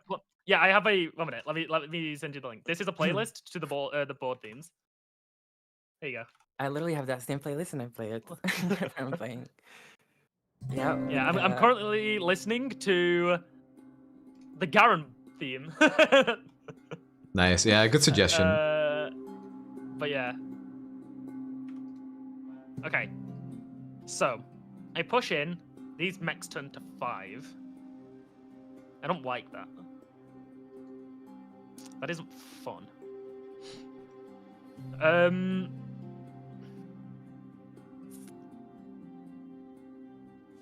So, first things first. I'm going to push up my first mate, so he increases to 7, and I will pass. Okay, so these go to 5. Yeah, these go to 5. Oh, this is at 6, by the way. Oh, right, because of the Yeah. because of the battlefield. Yeah. And then so I'm passing here. I should probably use this, right? That's 7 exactly. It doesn't really, unfortunately, help you here. You're because your guy's at 6 and you're gonna get it traded anyway. Actually, I don't think you can. I don't think you can use it now. You're trying to use it on the last push, I think. When they're trying to push for the last thing. Okay. So turn goes back to Marshall then. Yeah, so if you've passed and I've passed, we both just assign might. So I will assign 6 to this, and technically 1 to this. But okay. So this one dies, and the other one is alive. Yeah, it does. It basically takes 1 damage and then heals at the end of combat anyway. So. Yep. Okay, gotcha. Okay, so I've killed the 1. 1 target down. I will go 1, 2, 3, 4, 5. Recycle 1 to play set. He buffs himself, so I channel a rune exhausted. Then I recycle 1 to ready him. So he is currently at 5. Oh. I will spend the buff to turn him to 8. And then I will spend 1 to equip the sword onto him. So I go to 11. And then I push up and I go to 12 because of the battlefield and I pass. Now you need like a rumble spell or... Yeah, rumble spell here would go crazy. How do I play it? Do I play this here? You just click on it from your hand. It will go to there. And okay. Yeah. So I'm currently -1 from your spell. Make sure to pay for the super effect. But oh yeah, right. So it's just 1, right? Yeah, by tapping 1. And okay. It's not bad. It's kind of. Oh, I mean, I want to play it, but. Yeah, You still just yeah, tap your runes and so- recycle one, and yeah, you play. And then you can, you choose to equip. Oh, how do I? Right you click equip. and then click group. And then click the Yeah. card that you want it to go on. Yeah. And then just increase the might to match. Okay, so I'm going to be at 11. You are at 12.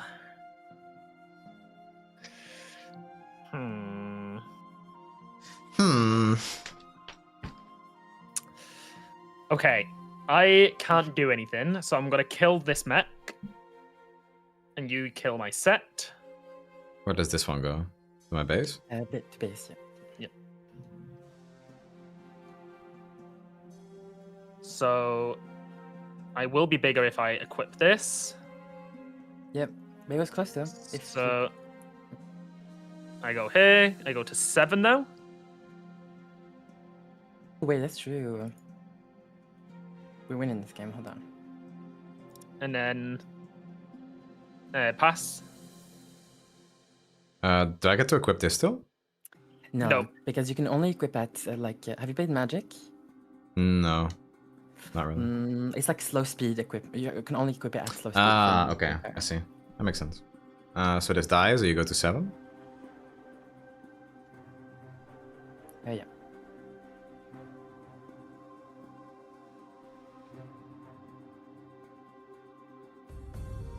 Oh, do I need to pass? No, right? No, it's Marshall's turn. Marshall's showing off. Sorry. I'm showing up. Someone in chat was asking about the Ari. I had to flex. Sorry. Oh, okay. Understandable. So I go to 7 and I pass. I'll offer £2. Hell no.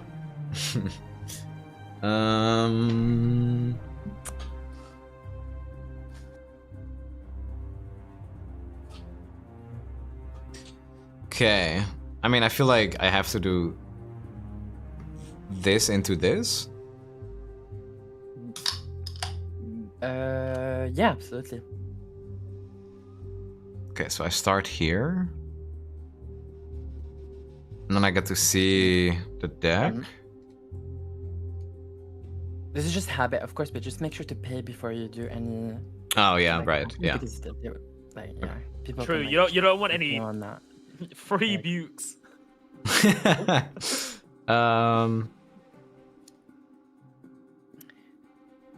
Yeah, probably not what you're looking for. Because you need max here, you're kind of low on, units. Yeah. Okay, and then I'll play this, and it enters ready. What No, I the get the- fuck is this? Your mechs have get the deflect and ganking. I enter ready if you control another mech. Holy moly. Okay, so yeah, you have to pay for that. Oh, right. I didn't. Hold on. Hold on a minute. Can we pay for our cards, please? This one is good, right? No, you're looking for bigger units, sadly. Okay. So it's all of his runes. So you already have Two ganking from blues. the big boy. Did I need one more? just- Yeah, okay, You're that's just the last one. recycling And then it. two. Now you need to recycle, yeah. Yeah. Yeah. So you technically will be 8. So I can recycle one to put this here? Yeah, absolutely. Which you should do. Oh, this was a group, right? Yeah. Or you I could mean, just- technically, he doesn't need to do it. He's trading, right? Because of the battlefield. no. Sorry, he wins because of the battlefield. Yeah, but we're doing it anyway at the before passing, so just do it now. There's no. Wait, why is it not? No, it is. You can just move it. You move the unit, it will follow. Wait. Oh yeah, it is. Okay. Okay, so you are at 10 to my 7. Am I not? Oh, yeah, it's 10. Yep, 7 plus 2 plus 1. Rumble is a lot of math. Just very, very much a lot of math Yeah. constantly. Oh, God. But it's not a deck that we should be giving Snnuy. But it's not. No, like fundamentally, in terms of like game knowledge and actual difficulty. I mean, the difficulty is the just counting. Well, I don't think count that as difficulty, right? No, it's not. No. Okay. Okay, I agree. I can't do anything. Fiora dies. You gain a point. Big. He is big. He's huge. I think that, yeah, that's my turn. I can't do anything else. I can't move this here magically. No, and you had no way of actually doing it. this Yeah. turn. Yeah. Also, Oh yeah, right. Because like- I needed a mech for it to enter ready. Yeah. So For example, if you played the Sundisk the turn before where you wanted to play it, you would have only had 9 mana this turn, and you wouldn't have been able to actually Oh. accelerate anything. Wow. Yeah. Foresight. Yeah. But yeah. That's the power though that comes with the cards, right? That's really hard to do. Wait, you passed? Well, you would have actually blood Played a rush to Fiora. accelerate, but I it quit. wouldn't have been that good. Yeah. Kim, get your points. Nice, nice, nice.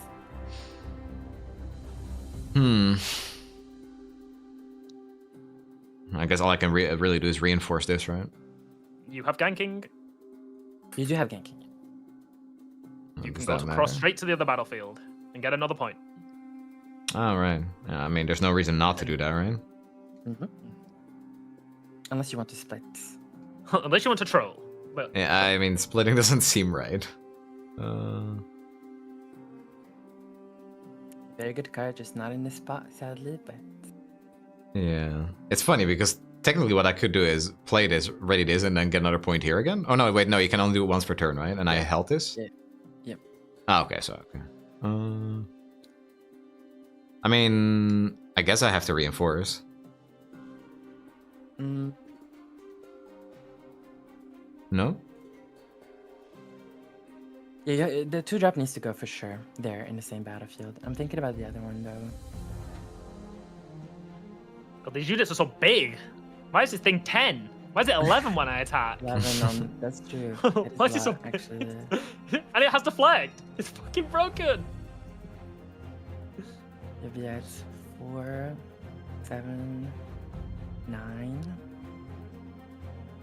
That's actually not bad at all. If you're at 9.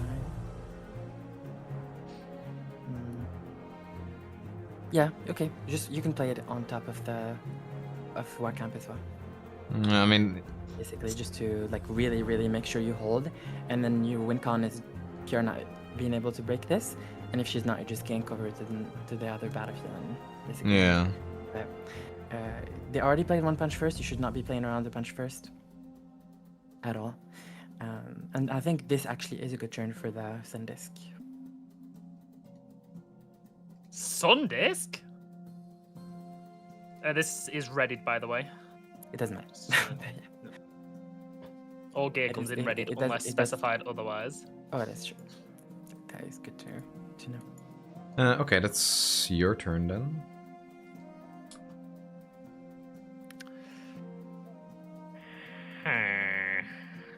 So you're holding up 4. So I'm gonna push over here, go to 8 on the push, and pass. It's my turn? Uh, Or it's rather, your it's action. my action. Okay, I don't have anything. Okay, so I can't get my 8th point. This is not my final point, so I draw a card instead.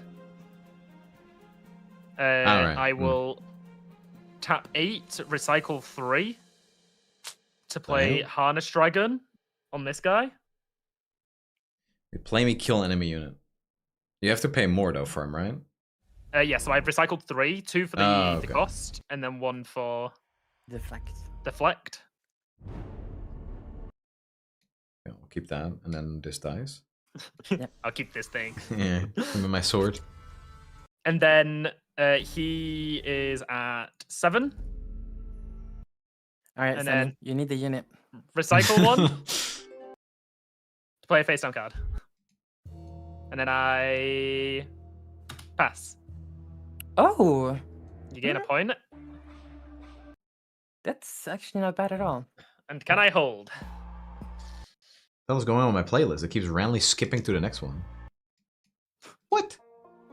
Bro's hitting the hotkeys. I am not. Okay. You said it with such disdain. Okay, you'll have to do some weird things here, but I'll let you think though. Okay, That's I not fair. mean, You can't do I that. can You know you can't do kind that. of. I see I see a vision. Okay. What is it?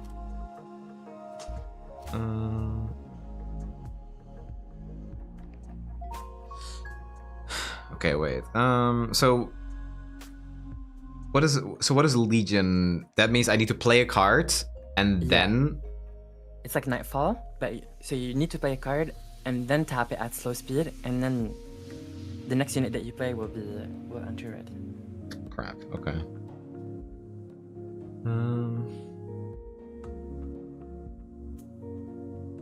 And equipping does not count as playing.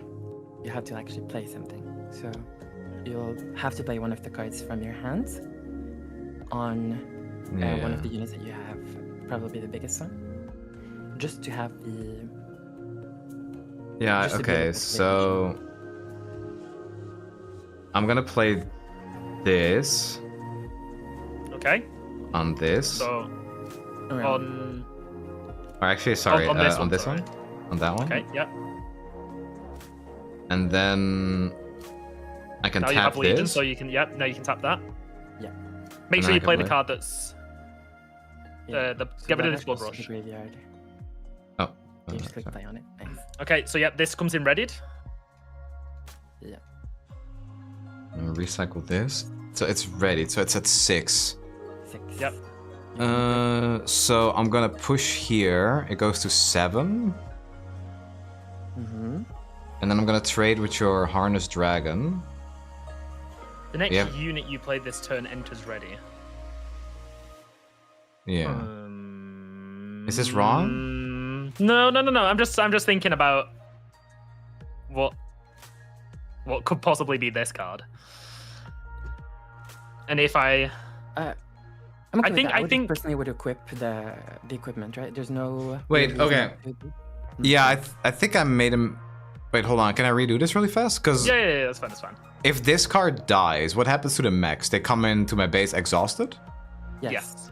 Ah, okay. I thought they were ready for some reason. I guess that would be broken. Okay, so sure, I'll recycle and equip this instead then. So you're going for 9. so you're currently at 8. You'll be 9 on the attack. I will get shield because of I'm mighty, and because you're at 9, I will react now. Would you have any action? Sorry. Wait, this gets shield. That means +1? Yes, +1 while defending. So deflect. So when I'm mighty, I get deflect, ganking, and shield. 9. So I get an. So yeah, this goes to 9, but I'm gonna say, hey, I'm gonna kill this thing, and you can draw 2 cards. Okay. So Hidden Blade goes off. Fiora goes back down to 8. She's no longer defending. You draw 2. Yeah. I mean, you have 2 mechs in the back, but you don't have any way to accelerate anything. So Yeah. Oh yeah, that's a good point. you would have needed like another bubble back.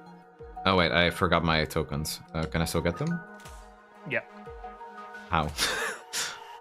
You can click bottom left. There's a thing that says like a plus icon on a card. It says create tokens and cards. Oh. You can just search mech. Okay. Yep, so they're exhausted in base.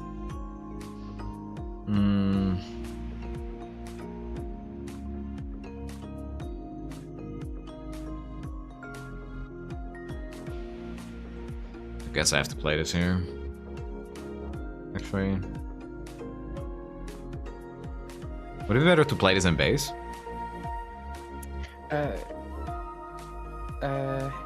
Or play it at all? Right now, if you pass, Marshall will just go to 8 and the game's over, right? Oh, because he's holding. Oh, man, I lost anyway then, right? Yeah. Okay, yeah, GG. The game's over then. There you go. It was very close. Like you went to, you had a very horrible close. start. And Yeah. you went to 7 still. Like it was actually really good. Without that hidden bait, I think you would have had a pretty good. Well, chance of winning. We'll rerun it. All right, sure.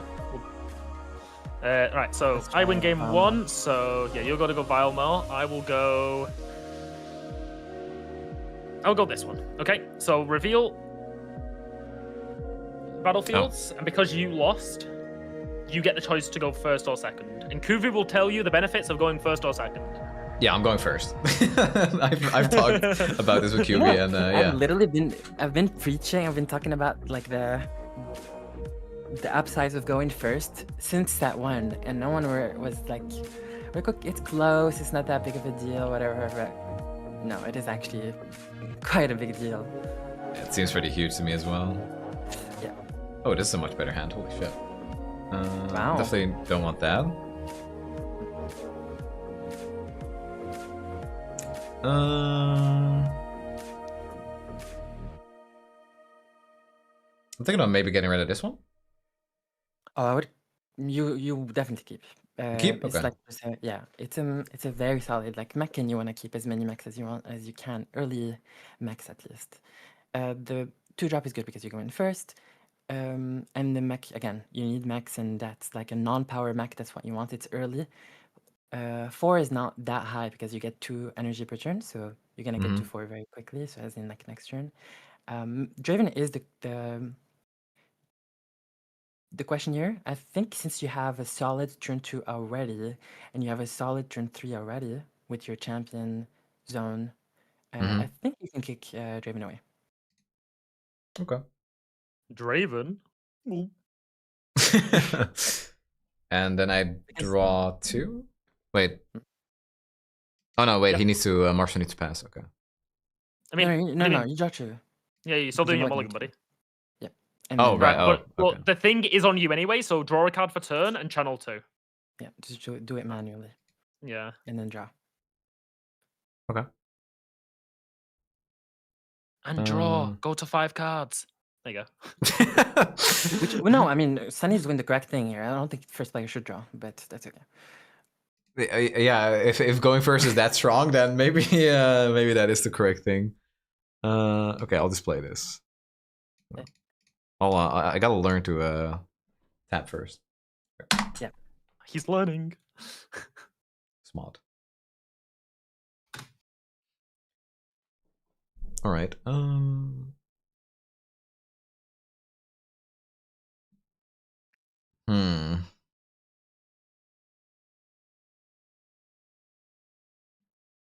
I feel like I should go here.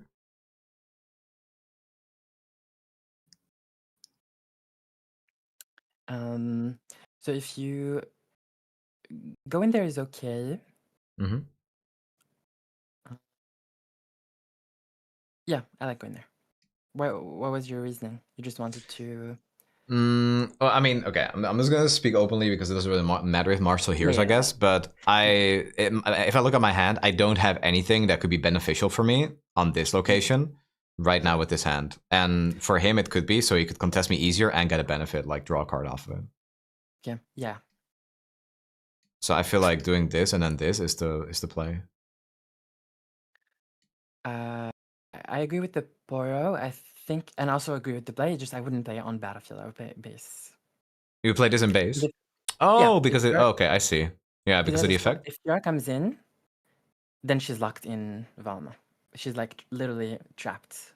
And you kind of want Yara to be trapped there. Okay. But so I moved. Marshall can't do anything because he. Yep, I'm tapped out. So you get the point. You get the gold. Okay, and then this in base. Yep. So the Drumble's biggest and probably only difficulty most of the time is literally the decision between playing on a battlefield or playing base. That's the only real actual depth that the deck has. And that really just takes. Oh, sorry, no shade. And I think like it's actually a pretty big decision. It's very hard. It takes matchup knowledge, like full matchup knowledge. You need to kind of know what the opponent, what's the range of things that the opponent can do. So obviously you can play around that range by knowing if it is safe or not to stay on battlefields, right? Because it is a decision of is it safe Is it risky? Is it worth it? And you can only answer those questions if you know what the opponent can do. Yeah, okay.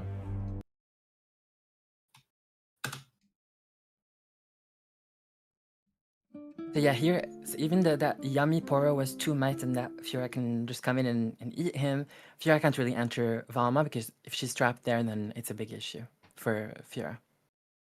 Yeah, okay. The big issue.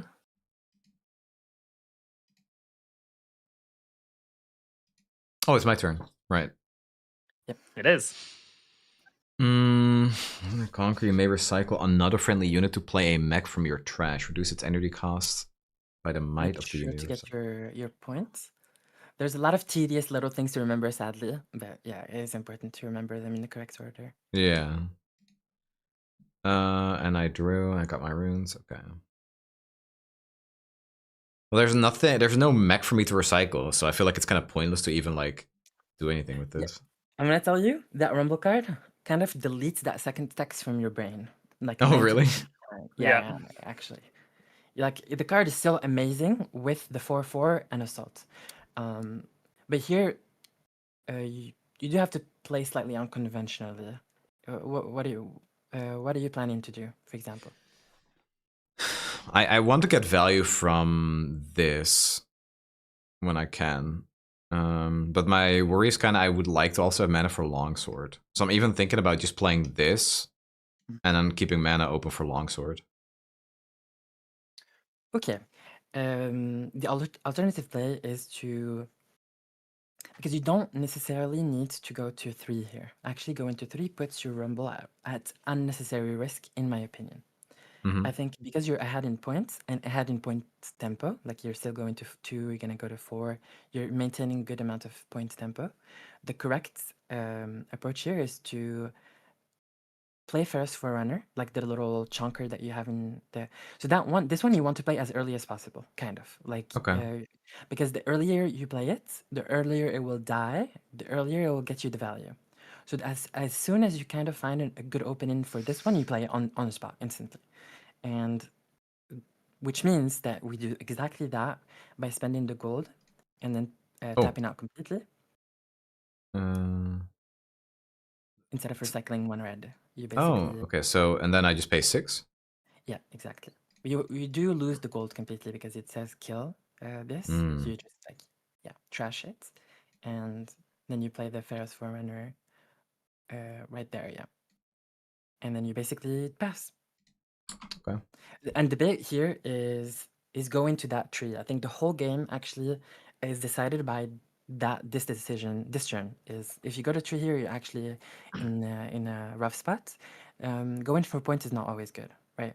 It's like in LOR, it's kind of like they're attacking you and you're actually tanking the damage instead of chump blocking or trading, because you're sacrificing your health for value or for like long-term decision or like saving the unit, and it's the same thing. You're sacrificing the point for actual value. That actually clicks perfectly in my head with that comparison. Yeah, because if I send units to the tree, they're more likely to die, and I don't even get anything for that, so I'm behind in tempo anyway. Exactly. It's exactly like losing a unit in Runeterra. Got it. Okay, interesting. So I go here. Mm-hmm. I gain a point. Yep. I spend 2 to play Pit Rookie, which buffs the Fiora. Mm-hmm. So she's at 5. I trigger my Fiora Legend, which channels this, and then I trigger my Fiora Champion to re-ready her up. Okay. I spend I mean, technically I should have done this, so I mean, I'll just fix it because I can. I will pay 1 and recycle 2 to play Punch first on Fiora. Mm-hmm. Because I do that, I trigger the Dreaming Tree, so I draw 1. So your opponent is doing this, and you're literally sitting, kicking your feet because you don't actually care. Like your units will die, and it doesn't really matter because they recycled so much, they spent so many resources just to be able to kill. Literally, you're losing 2 might here because your 6 might is transforming back into at least 6 might, Yeah. And you only lose technically 2 might here, and you made them spend so much to be able to do this. Like, this is exactly what you want. This is the perfect spot for you. Very interesting. Okay. Yeah, someone in the chat said HP is a resource, point gain is a resource. That's, yeah, I can see that. Yeah. Okay, so I lose, I create 2 tokens. Oh. Yep. Good, mech. And then they all die. Okay. So I conquer, I go to 2. Then I will tap 2 to play. Oh, I actually kind of trolled. Play Honest Broker here. Then I pass. Okay. Mm. So now that one died, generated the mechs in the back. You have mechs in your in a safe position. Your goal here is to go from 2 to 4. To 4 points? Yes, sorry. 2 points to 4 points by conquering both battlefields. Okay. Yeah, I mean, I can longsword this and then just push because it's going to be at 6, right? If you're pushing into my Private. Fiora will also go to 6 because of shield. Oh, yeah, right. 6. Oh, but technically you have assault, so you will go to 7. No. If we're pushing with a small unit. Oh. Yeah, So, I assumed you were doing it with this. Because you can play a mech. As long as you recycle. 4, 5. Wait, so this rumble is also at 5 when he's attacking, right? correct. 6. So what if I just play this and make him go to 6? Yeah. I like that personally. Could also be this, but it's the same thing but more expensive. Basically, yeah. The only upside is that it gives you the +1 on defense as well after you're done, because you have to think about your turn, but also during the opponent's turn they're gonna push you. So having that +1 could be relevant here. But it depends on what you're playing around and what you want to do for the turn in general, right? Yeah, I like having mana open for these 2 as well. This twice, so that's 4, 8. Yeah, exactly.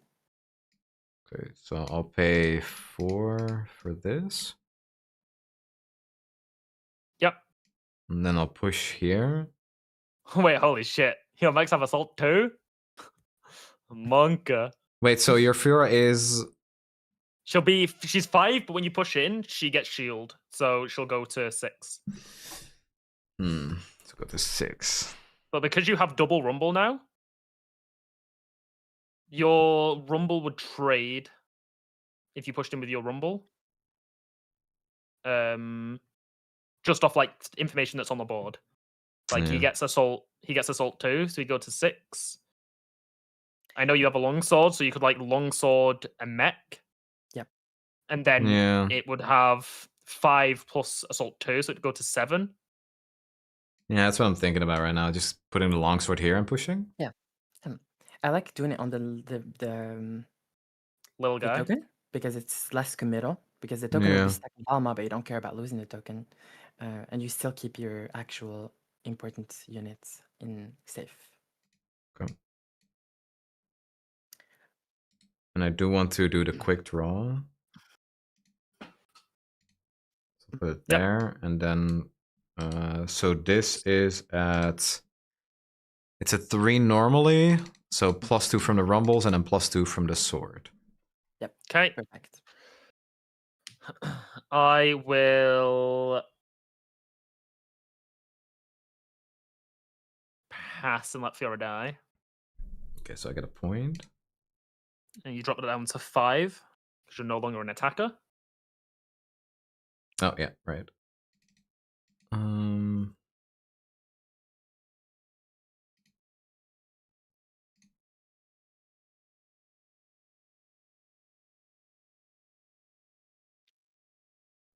So I'll... So now we want to go to 4, but we kind of want to do it the least committal way possible. Yeah. And the least committal way is to send this one.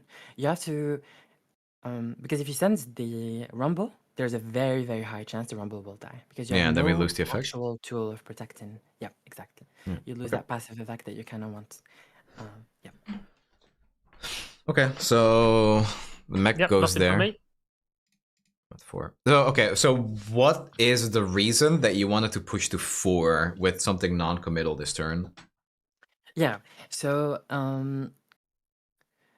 this game is, I think someone did the math, but most games are actually finished by double conquering, meaning that most players actually conquer battlefield A and then battlefield B to win the game. Okay, so double pushing, double conquering, which means that the actual common and correct playstyle is to stay on those breakpoints. And breakpoints, by breakpoints I mean if you stay on 2, because you can only get 2 points per turn per battlefield.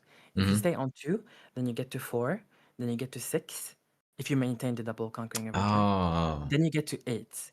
If you miss this right now, then you go from 3 to 5, from 5 to 7, and you're kind of slowing down your potential lethal turn. Look, your clock, right?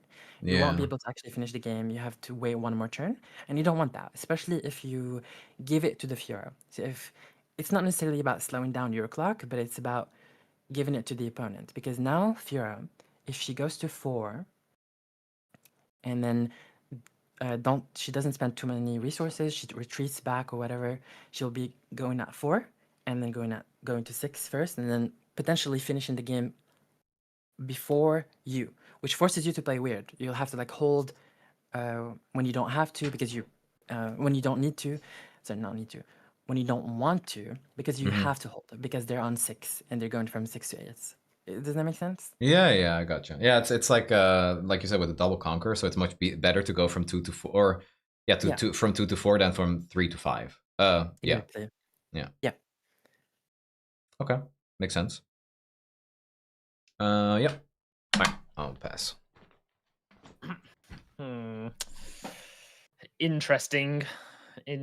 So you're passing with 2. I push in you, mech goes to 4. Wow.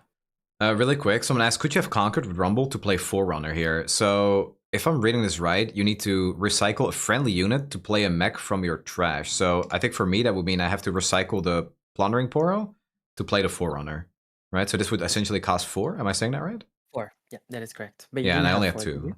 Yeah. No, I had 2. No. So I couldn't have.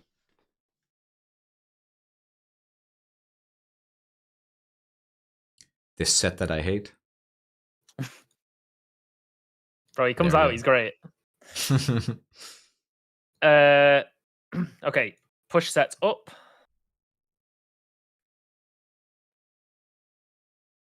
Nothing from me. Nothing from me either. Okay. Thought it was recycle from play, not recycle from trash. No, it definitely says recycle from. Did I do something wrong? No. Someone's just talking in chat. You may recycle another friendly unit to play a mech from your trash.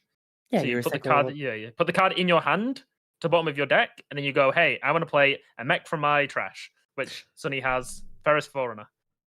Oh, wait. I can recycle a card from my hand to play the Oh, Forerunner? wait, that's true.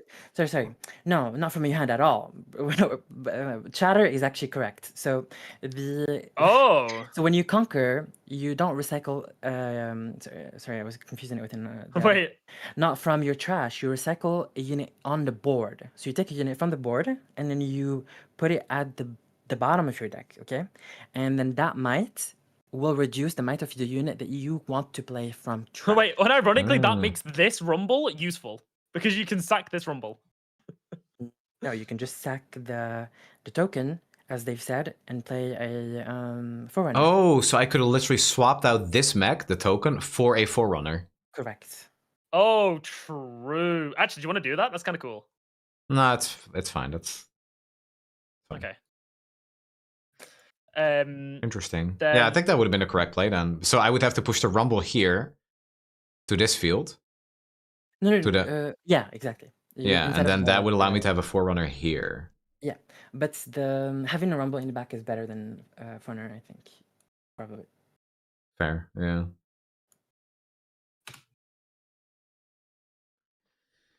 Okay. Bro, no one knows what Rumble does. Let's be honest. So I Yeah, get a no one. point. This is like You, my you third, you'll fourth time unironically seeing rumble. you will unironically win games by, because your opponent doesn't know what you're doing. yeah. Yeah, I believe that. That still costs 1 red power. Yeah. Well, yeah. Let's see. What can you hover over Red Rumble, please? Yeah, it doesn't reduce its cost. You just have to pay for its full cost. Yeah, you do. It's just reducing the energy cost, not Yeah. the power. Yeah, so for the Forerunner... Oh, fuck. I clicked my draw pile by You can accident. just put it at the top. It's Okay. Good thing that can't happen by accident in an actual tournament. So if I recycle the 5 power unit, this would cost 1 energy, and I would have to pay the 1 red power. Yeah. It actually would have been Yeah. a much better turn because you could have played the Forerunner on top of the Rumble after Here. you've conquered. Yeah, it you would've would have been played really it. That's why I said do you want to play it because you'd have a Forerunner back Yeah, here, it and the would've unit been that's really strong. here would be no longer trapped. The Forerunner goes back here to the bait. You no longer hold this battlefield, right, Kuvi? Yeah. So basically, what you would have done is push the Rumble into the tree, which is empty. You've conquered. You'll take the mech and recycle it. Since it's a token, it cannot be recycled into the deck. It will just die. So it will disappear. And then you reduce the Forerunner that you have in your trash by 5, which means that you play the Forerunner for 1 energy and 1 red power.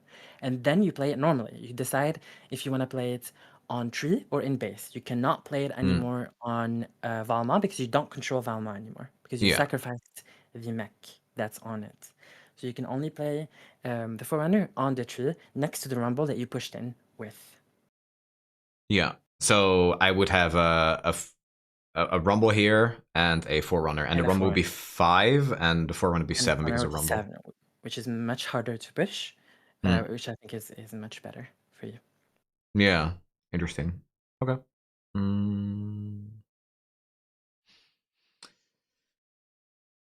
Let's see.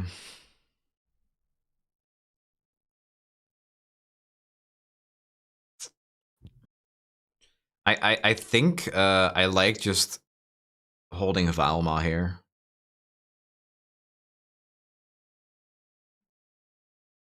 Reinforcing it and not doing much else.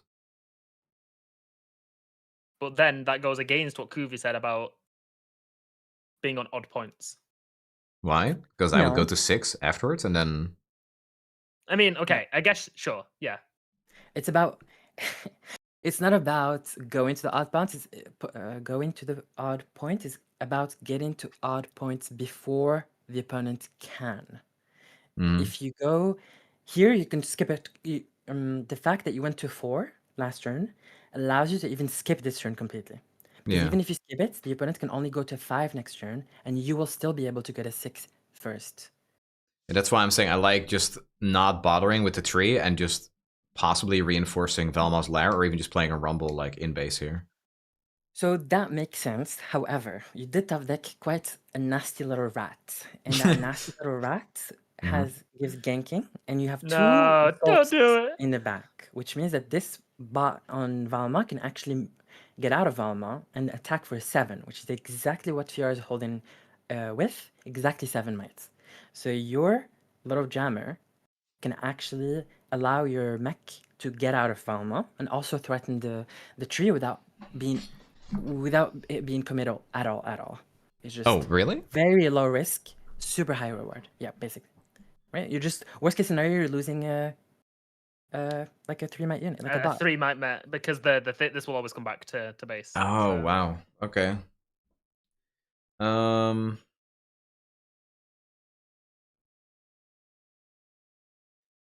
So I would play Gem Jammer to base.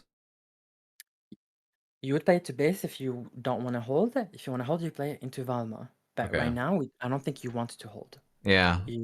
Because you have the assaults and you want to make sure to keep juicing those assaults. Even though you have a legend that says when you defend, gets +1. It's still the juicers. The assault is pretty good. So you do want to play it to base and you want to give ganking and then go. Yeah, so this gets +2. when you move it. Yeah. Okay, that's what I'll do. So there you go. So it would be it should be at 7, right? Unless yeah, I'm... 7, not 8. Because you have the 2 from the weapon and then 2 from assault. Oh yeah, my bad. Yeah. You're right. Yeah, no worries. And this is really good because of the card also that the Blood Rush. Mm-hmm. If something happens here, you can actually Blood Rush on top of 3, which is good because you will draw because you've targeted a unit. So you'll draw from the Dreaming Tree, the battlefield. No, you don't have to do it right now because No, but I forgot to pay for this guy. Oh yeah. Okay, perfect. This fucking guy. This fucking guy. I did it right before somebody said free jammer. Alright.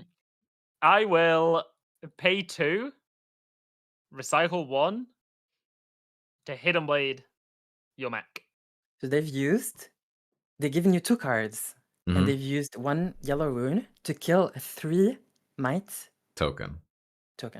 That's insane. Yeah. Okay. I'm starting to pick up on what you're laying down here. Discard. And I draw 2. Okay. Oh, that's really funny. There's a couple of rats. Don't worry about it. Yeah, I think I'm playing that, right? And then I just actually maybe this is better. So we need to do rat math right now. Okay. I'll let you guys do rat math. I'm gonna browse Twitter. let me know when I can come back. All right. So if you play any of those 2, anyway, you're playing one of them for sure. You'll get +3 on literally everything that you move in with. Yeah. Meaning that if you move with 1 rumble, you'll be at 7 against 7. And you're still holding the little blood rush thing, which is good. You still have to play around slightly the card that's hidden. The hidden card is probably another hidden blade. Yeah. Okay. Which is fine. They're giving you even more draw. This is a perfect spot for you. So move in. So I personally prefer when you have the choice between pay and power and not pay and power. I prefer not pay and power generally. So I would just do the regular rumble. Okay. And then I send 1 rumble in. Is it 7? That would be 7 to 7. Yep. If they say okay to this, they lose the hidden card, which is good for you, and you're okay with this trade. Absolutely okay with this trade. So he's at 7. Okay. I'm gonna Hidden Blade my own guy this time. So I'm gonna draw 1 for choosing the Honest Broker. And then any reactions to my Hidden Blade? Nope. Okay. It dies. I generate a gold token. Yep. You've conquered that. Yeah. So now you get your points. Hey guys, I'm not feeling too well. What's going on? 3 mana left. So now you're at 6. So this is premium. That means that next turn you're finishing the game 90% of the time because you'll have a lot of might to push with. So now you just want to put a lot of might in base and prepare for your finishing turn. That means from 6 to 8. So I should just play this here. Yes. Very interesting. Okay. And you get vision. Oh yeah, right. Vision from that. So you can choose your top. Well, let's say technically you can choose it. You can really go, hey, I want that. That's really good, right? Yeah, because you're again preparing for the last turn, and that's like helps you push during your last turn. It's a blood rush. Robomaster just said, I don't think Marshall is allowed to Hidden Blade himself there. Do you mean it's a bad play, or do you mean... I mean, my hand was abysmal, and abysmal is the nice way of saying that. I probably can't afford to play Hidden Blade my own guy, but like I have to.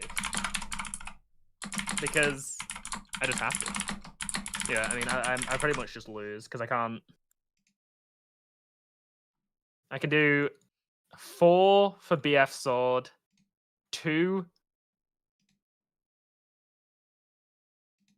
for Unsung Hero, tap the gold to equip this, which then channels me a Rune Exhausted. Recycle one to ready up the Unsung.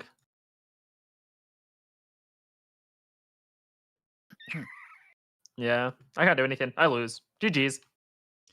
GG. So the way I win here is when it goes to me, I get +1. Yep. And then I just draw your turn. Just pass. Thank you. It's like best case scenario. I go, well, I can't kill that Rumble because he's. I'd have to like double push like this. Or I guess I could have gone like this. Just traded, cascade the equipment. Yeah. I draw 2. Yeah. It dies. I re-equip. Go back in. Gain a point. Go to 4. Fiora then would have to push up. Go to 5 because I have to try and defend, but I've like tapped out. So like this would be it. So like this Rumble would be dead, but then you've got this, and this all in base, and I've got nothing up. I'm empty. I'm flaccid. But the way I win is I just push into or I go into Valmal's lair and it's GG. Or I just reinforce this and. Yeah, so you probably with the assault you'll be able to double conquer, most likely with your hand. With your hand you want to double conquer to finish the game. Meaning that take that Rumble from tree and put it in trash, because he would have died basically in this exchange, and you're at 6 right now. So you start the turn with 6 points. Yeah. You have 2 options. Either you play the big guy at 8, and like you still have 3 open, and 3 open means that you can play Blood Rush with repeat and cleave. Or you play Sundisk and tap it, because Sundisk counts for its own. Or when you play it. Nightfall, yeah. So you play this, tap it, play the blue Rumble, which will give you a bunch of +1 might as well. And then you still have access to your double Blood Rush, Blood Rush repeated, and cleave. So those are your 2 options, and you just have to assess which one is more might, just math. Yeah, okay. So basically to win, I hold this and I win automatically, the Dreaming Tree, or I would have to conquer both, which should not be that hard with this board. Exactly. Yep, exactly. Okay, got it. Yeah, that was good. I liked it a lot. That's definitely like a lot of plays I wouldn't have made though. So good thing I'm recording. I can go back and study it. Oh yeah. Okay, would you like a new matchup? Yeah, sure. I'll keep playing Rumble, but you can play a different deck. QV, do you have you had a coaching? Yeah, I'm 7 minutes late. I'll go to coaching. All right, I really appreciate it. Thank you. It was nothing. Tell me if the deck, if there's any card that you don't like or anything, and if you have any questions, you could just DM me. Bye. Will do. All right, we'll speak soon. Bye. Bye. Dude, QV is just so fucking good, man. It's not fair. QV's goated. Yeah, so good, man. Oh my god. Okay, I have chosen my battlefield. Oh, this guy lost and he goes Draven. I need a mental reset. Win a game. Mental's fixed. Can I go to same battlefield? Yeah, you just play any battlefield you want. It's like a fresh game. So reveal, roll a dice. So I go 12. 20. Oh, easy. By one again, unreal. I go first. All right, mulligan. Wow.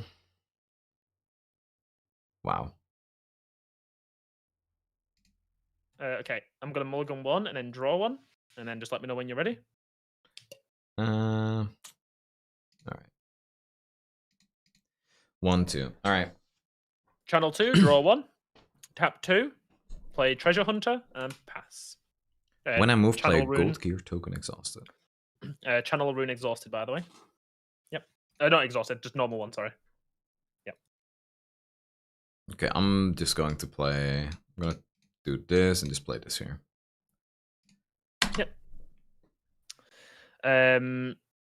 I will pay for 4. Let's play Draven.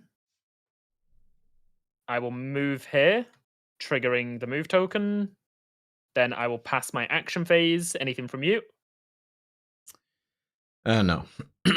Nope. I conquer, then I pass, and then trigger the Targon's Peak ability. So I ready 2 runes up.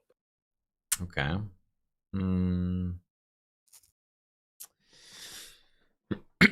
Okay, let me see.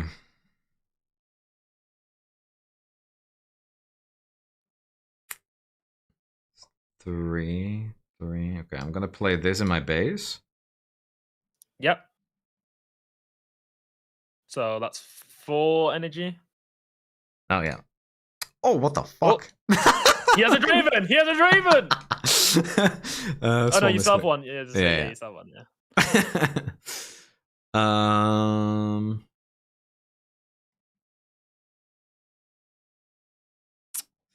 Think about this. So you have 2,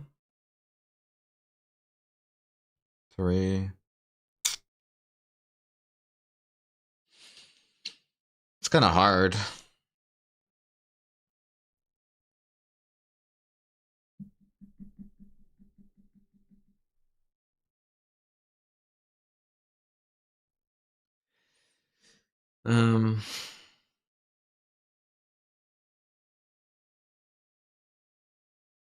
Can I undo this? Can I play the Draven instead of the Rumble? Yeah, sure. So if I just put him back there and I play this? Yep, that's fine.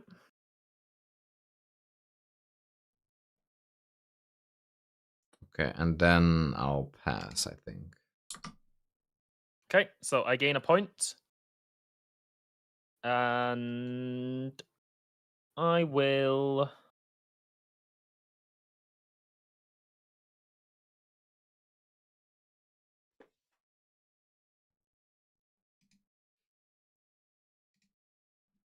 move Draven here. Gain a point. I will pay 4 to play Kaiser in base. Then I will tap the gold. And I will play a hidden card here. Okay. Then I will pass.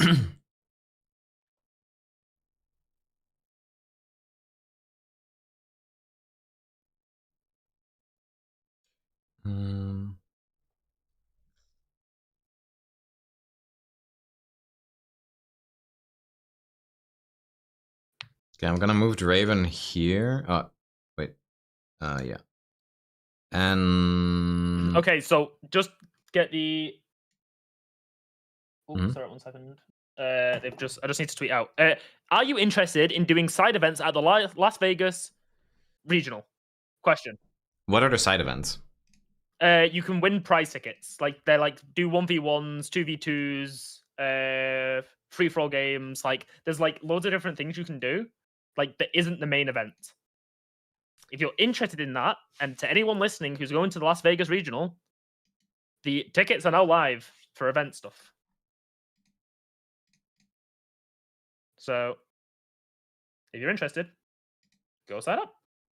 Okay. Sorry. You wanted to go in here, yeah? Yeah, let me play this first. Okay, I'm gonna play this for 2. And then you vision. Okay, I wanna go to bottom. Okay. Okay. And then I'll move here. Okay. So the way this works is we both have an when I attack trigger, right? Mm-hmm. So yours goes on the stack first, then mine. But then we do it in reverse order. So I would reveal mine first, then you do yours. So what would happen is we both put it on the chain, right? And then because it's a May ability, I can then choose to do it or not. So I would So be you at choose 4. first? Yeah. So yeah, I would choose first, which would then tell you to do something. What I will do instead is I'm going to react to the trigger. Of me moving? No, to the when I attack. So I'm reacting to the when I attack trigger. And the from both of the Dravens. Mm-hmm. I'm going to play Tide Turner and swap Tide Turner and Draven. Okay. And then I will pass on my Draven trigger. Would you like to continue with your Draven trigger? No. Okay, so it's going to be 4-2. Mm-hmm. All right, and then it's back to your action phase. Any action spells? No. Nope. Okay, nothing from me. So time to turn a dice, and you gain a point. And I get a gold gear token? Yes, exhausted. Oh. So now I have 5 mana.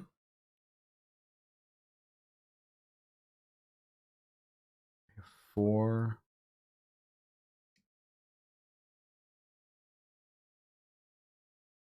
God, I don't know what this Draven deck does. It's so hard. Don't forget your point. Don't forget your point. Oh, right. Hmm.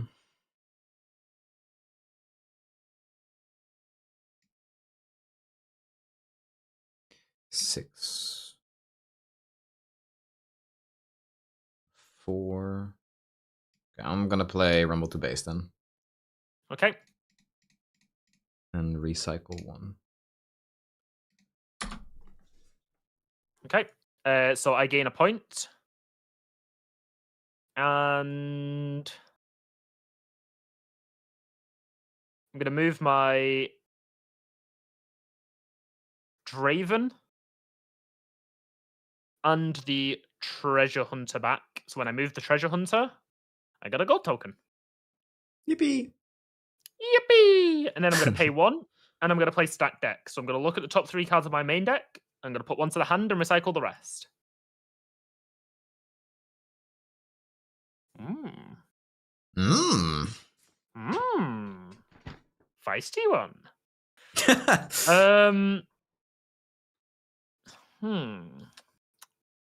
Very, very interesting. Very interesting. I believe the correct play is draw this one, and both of these randomly go to the bottom.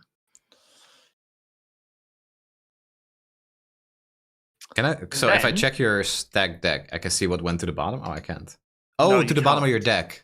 The bottom of my deck. If it went to discard, yes, you can. You can ask your opponent to show you their discard at any point. Right, yeah, I forgot. Say, Recycling is putting it at the bottom, right? Yeah, you can just say, hey, I want that card. Give it here. Yeah. And then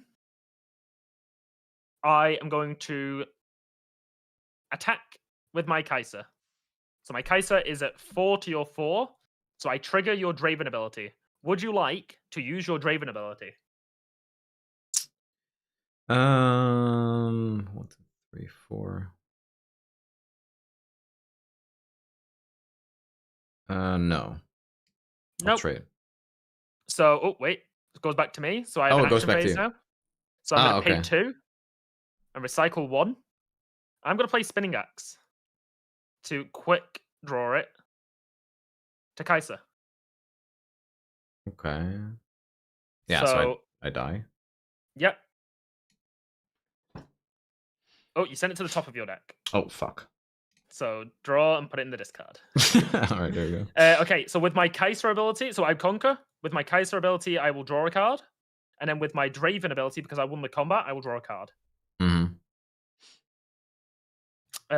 I will then recycle 1 to play a hidden card. And I will pass. This case is at 7 hidden. All your mechs, by the way, need to have +1. You need to bottom numbers up. They do be big.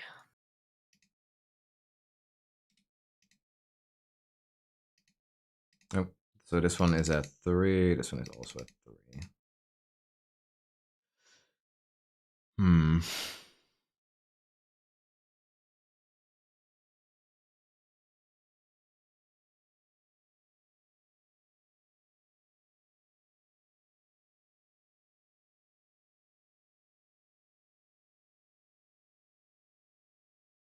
Okay, so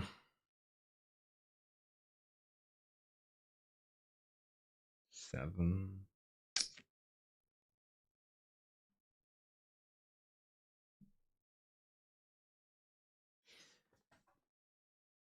It's not easy. God It's damn. not easy doing math. It's not easy doing math, eh? This is the thing with Draven that you're gonna have an issue with. Draven will like to hold up a lot of spells, lots of hitting cards.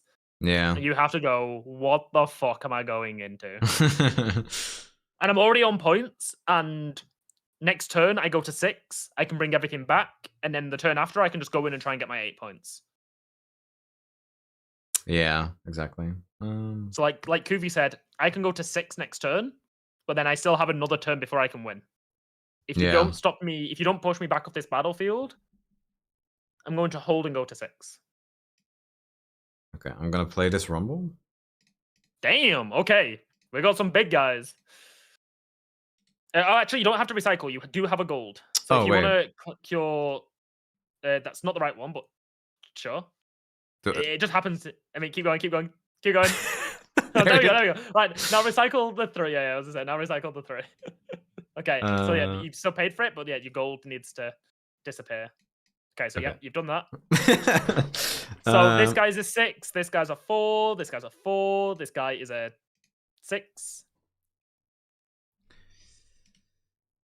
God, I wish I had an elite deck like this. I don't want to play these rats though.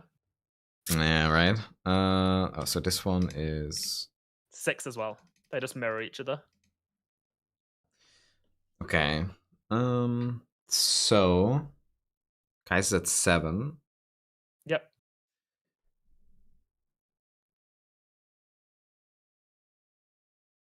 Okay, I'm gonna send these 2 forward.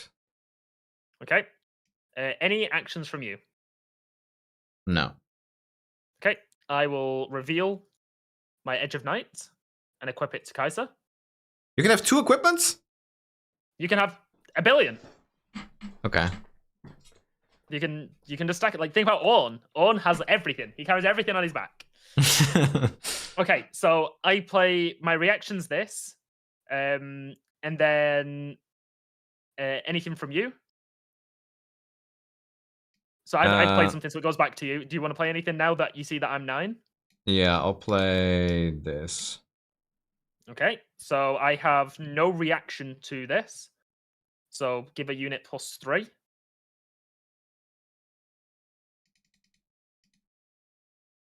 Okay, so you're currently 11 to my 9. So this goes through. Mm-hmm. So click play on the cleave so it gets rid of sorry. it. Yeah. Then I'm going to pay 2 and recycle 1. I'm going to play Ride the Wind. I'm going to move my Kaiser over to this battlefield. Mm-hmm. Do you have any reactions? No. Okay, so I move my Kaiser. So we finish off the thing over here first at Veilashore. So this showdown closes. I got the 2, You get a point.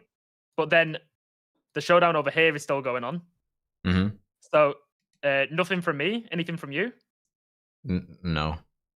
Okay, I go to 6. Oh, but wait, so while that's going on, could I move my Rumble there? No. Okay. You can only do action or reaction stuff. Got it. When the turns go to you, do you get a point from holding that? Yes. Wow. Okay, that's insane. And all I have to do is then move units up to here, and I win the game. Yeah. So I will have gone from 5 to finish in technically one of my turns. Gotcha. Okay. In that case, I'm also... Mm-hmm. Yeah, as I say, so you're probably going to want to try and stack the battlefield. Yeah. Okay, that's my... I paid for the... Yeah, I paid for the cleave. Okay. Okay, so this goes back down to 4. So you got 14 over there. Right, so I hold, I go to 7. Okay, first things first. I don't like how that thing's looking at me. Get this rat off the board.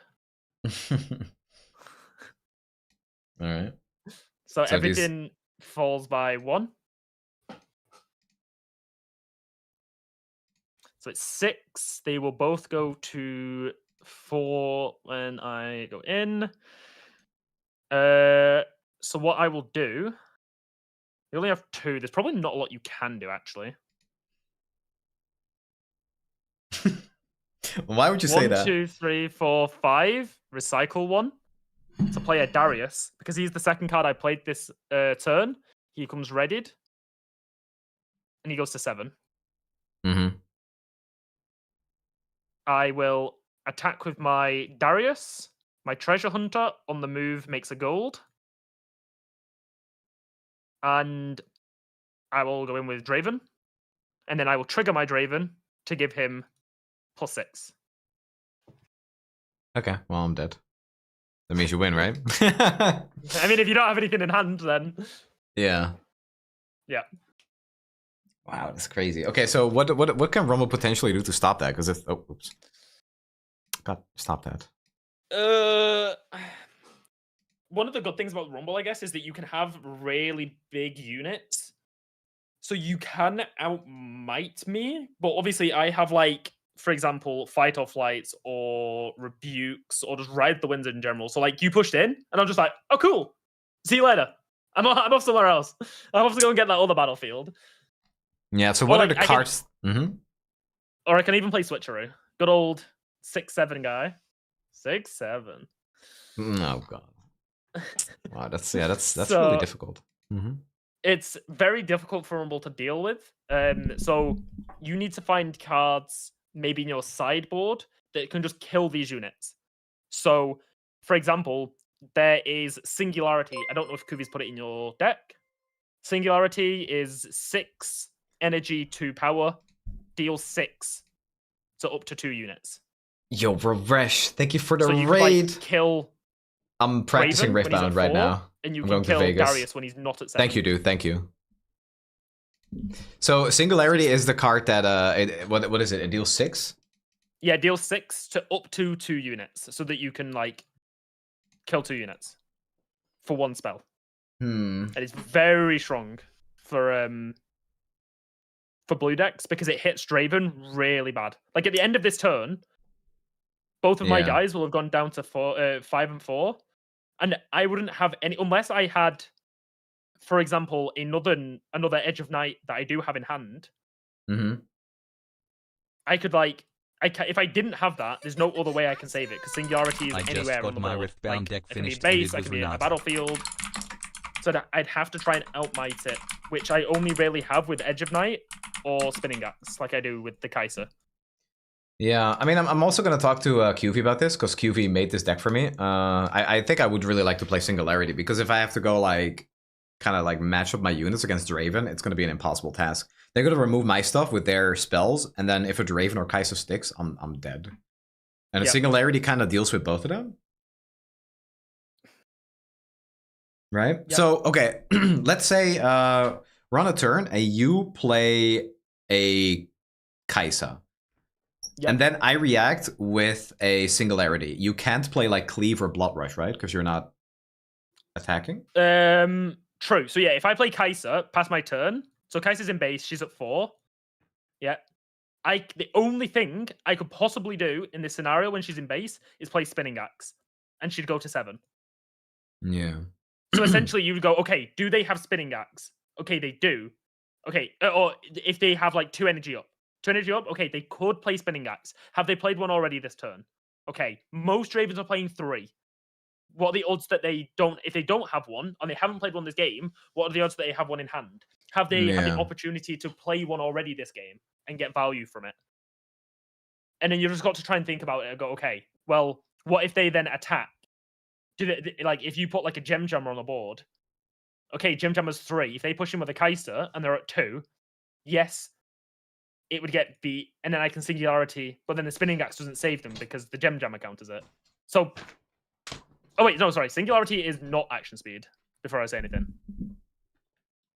Singularity is not action. It's slow not speed? Action speed, it's slow speed. So, Falling Comet is another card that you could do. Falling Comet is 5 energy, deal 6 to a unit at a battlefield, action speed. Gotcha, yeah. So it's great for, like, sideboard cards. Yeah. Where you're like, okay, I need it for this specific matchup. I just think Singularity, just like, hey, you go in. It's just Singularity is 6 energy, 2 power. Just deal 6 to up to 2 units. It's just, okay, nice. goodbye, nuked. Yeah, I feel like that's pretty necessary. Okay, you want to do another one? I'll do one more, and then I'm probably I have a call in 30 minutes. So I have time for one more. Do you want to do Draven or do you want to do Aurelia? Let's do Draven again, and then when we have more time, we're gonna definitely do at least one more stream. So yeah. Okay, so okay. Battlefield first. Yep, and you get choice of first or second this time. Wait, didn't QV say? Oh no, it was Kaisa. You go Valma against anything but Kaisa. Okay, reveal. Okay, so it's a Obelisk of Power and a Trifarian War Camp. With this information, would you like to go first or second? It's first. Okay, good luck. Yeah, you too. He doesn't mean it. No, I want to win. Okay, I'm Mulligan 2. God.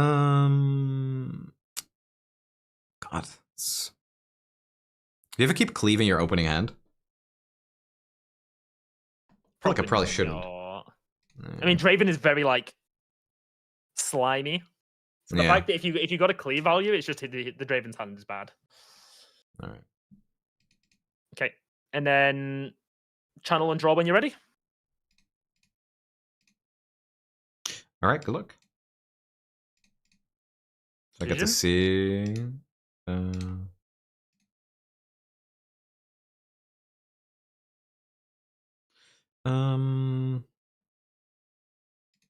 Okay. Here. Okay. Stop. Halt. He's done a misplay. Who in chat has realized the misplay? Yeah, I need the Obelisk of Power. You missed the Obelisk of Power trigger, and as per the rules, you had any part of your turn to trigger this, and you didn't. So you missed the trigger. So I just don't get it? So you don't get it. But I'll be kind. I will give you the rune. But remember for next time. All right. Thank you. You need to channel it. So I get one extra for being second, and I get another one for the obelisk.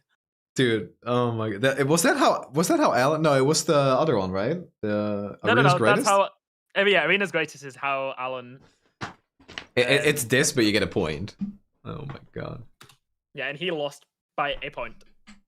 Yeah, God, that's crazy, actually. But you can't say anything because you just missed a rune. Yeah, I mean, yeah. I think Alan plays a little bit more than me, but still, you're absolutely right. Okay, so you play your Draven.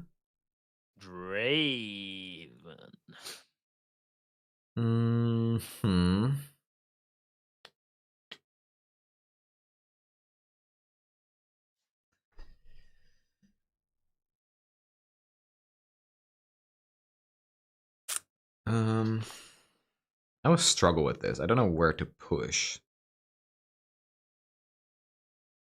If you're going to like place units onto battlefield, War Camp is always better because you're gonna get more value. If you're like going to stack the battlefield, if not, then just like get the point and move on. Play stuff in base. Okay, so one of these battlefields is doing something, the other isn't. So can I do this twice when you're Draven? You can. So the way that this works now, this card got errated, which means that there has been a text change to it. Mm-hmm. So this gets played, and it puts both of the things on the stack at the same time. So like it's doing 3 twice. Yeah. So I can't do anything here. So you need to pay for this first. So okay. So yep, it goes through. My Draven dies. It's pretty costly. Yep. Okay, I'm gonna play this here. One of the best cards in set 1 because Kaisa got it for half the cost. Yeah. Yeah. So this goes to 3 because of the battlefield, and then you conquer and go to 1. And then I'll. So 3, not 2. Oh, sorry, you're right. 3, and then I'll play. Play this here.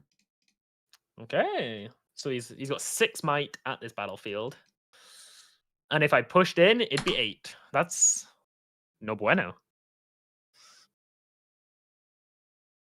Who knew it was so hard learning a game? I feel like I got a pretty good grasp of like stuff at Paris, but this is just Draven is hard, man. Yeah. So I'm accelerating my Kaiser out and sending it over to this battlefield. Okay. I'm going to conquer, and then I'm going to trigger my Kaiser ability and draw 1. And then I'm going to pass. Okay. So I'm gonna start with. Oh wait, I forgot my my vision actually. Oh, true. Miss trigger. Nah, that's Miss fine. trigger because you've already drawn the card, so you can't. Yeah. No, that's fine. So I'm gonna play this here. Okay, then he gets vision. Yeah, and then I'm gonna just give ganking to Gem Jammer as well. Yep. I'll keep that. Oh no.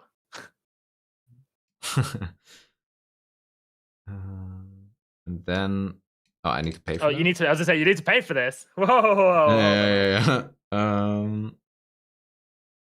So I gave ganking to the Jammer. Yep. I'm gonna play this and give 2 might. Oh. So it's gonna be at. Okay. Pay for it. Yeah, right. Yep.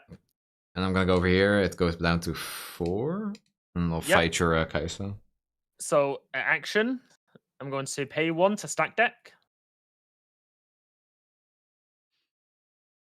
Ooh. To hand, and then to bottom. And then we trade.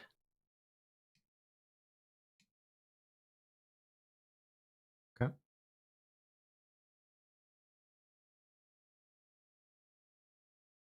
That's your turn. Okay. I will do. Yeah, this is TCG Arena, guys. 1, 2, 3, 4, 5. I will play Darius, so I will recycle 1. Mhm. Then I will do 1, 2 to play Overzealous Fan, which readies my Darius. I'm going to send him in here. Did I miss Go a to point? 2. I think I missed a point. You would have had a hold point. So I'd be at 2, yeah. Yep. So I go over here, Conquer go to 2, and then I'm going to pass and go back down to 5.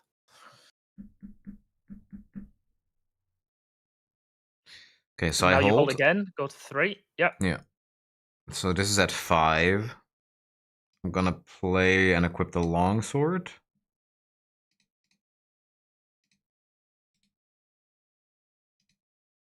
To this. Okay, so yep, goes to 5.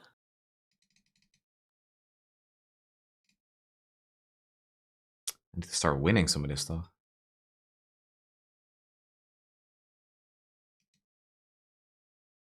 I mean, there is a way that you can win this right now. Yeah, right. The Rumble. Mm-hmm.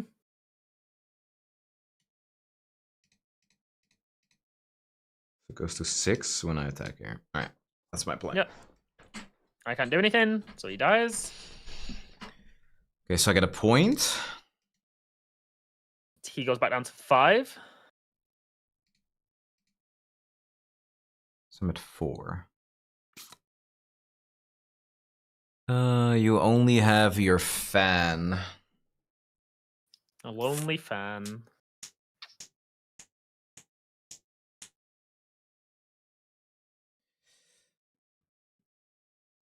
It's at 2. Yeah, I don't think there's a reason for me to pull them back to base, is there? Maybe there is. Yeah, let's pull them back. So the reason I'm doing that is because of Rumble's Assault. And I want them to be attackers. Okay, that's fine. I mean, you'd get the same value with them attacking rather than shielding. And I guess you have the option to... You benefit more from the attacking, right? As long as the Rumble's alive. Yeah. So there you go back down to 2s. Okay, it's your turn. Okay, I'm not. so I'm gonna try how that works. I'm not sure if that's good or bad. overzealous fan here. Then 3, 4, 5, 6. Oh, I've conquered. Pay 6 to play a Ferris Fair Runner here. So I'm at 7. I'm going to recycle 1. I forgot my vision again, by the way. Oh my god. Play a face down card. Can I still do my vision? I didn't. You haven't. Yeah, you haven't drawn, so I will allow it. Just this once. Thank you. Just this once. Man, it's not smart. Hold on. Do I want to set this to the bottom?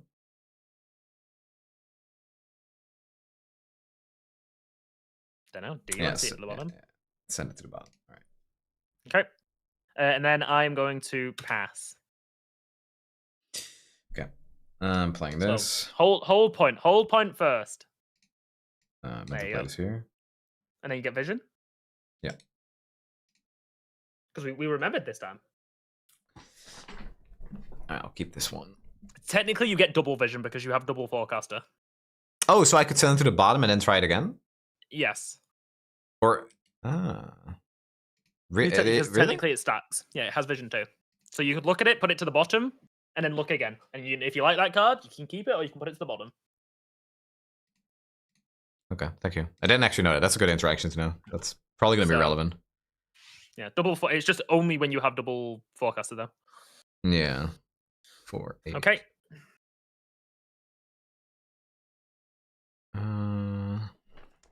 9.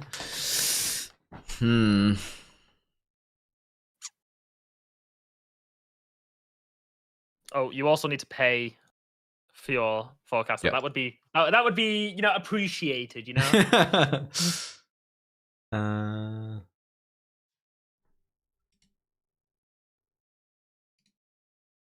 So you have no units on your bench right now, or in your base. My base is clear. I have 4 cards in hand. I have 2 energy up, and I have a hidden card and 2 units on the war camp. Okay. I'm gonna pass. He's passing. Oh, crazy. Okay, I hold. Go to 4. Why is he passing with so much up? What do you know? What do you know? I will.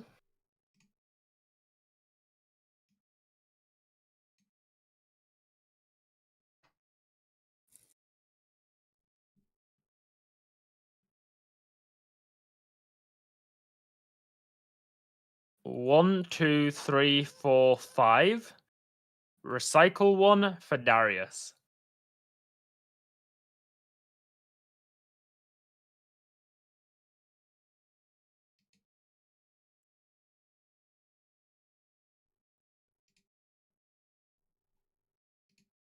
Then I will pass. Okay, so I get a point. Yep. Passing. So I have 10 mana. Okay, I'm gonna play this. Oh no. It's 8, and I recycle 2 blue. Yeah. I get vision. It comes in redded. You get vision twice. Right. So look at the card. If you like it, ignore the second vision. Okay.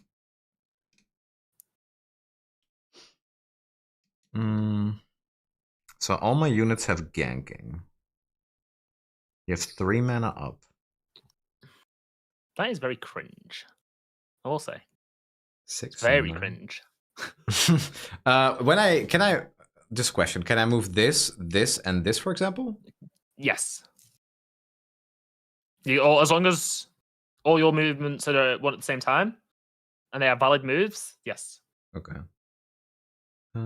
So this is 6, 7, then 4, Oh, wait. That then gets... 4. So that's 15. Okay, so I moved this one for my base, right? Yep. This is already 11. Is there any downside to just moving one extra? It's up to you. You got to figure it out. What do you think? I mean, my question is more, I have 2 4s. Does that mean you get to trade 2 instead of only 1? Well, you need to think that I will be using this. Oh, wait. When I defend, you may kill me to move an attacking unit to its base. Oh, right. But because you have deflect, when I target it, I have to recycle a rune to do that. Right. Okay, I will move 1 extra. Okay. So 4, 4, 4, and a 7. Huh. Okay. So I will kill my fan to push off the dangerous duo. So I will recycle 1 to target it, to push it away. Mm-hmm. And then the fan dies. So it's currently 12 to 7. I will reveal my Edge of Night. Mm-hmm. So I go to 9.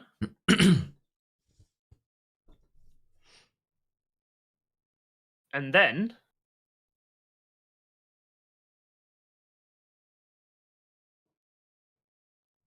you would be going to 7 if you take this. Yeah.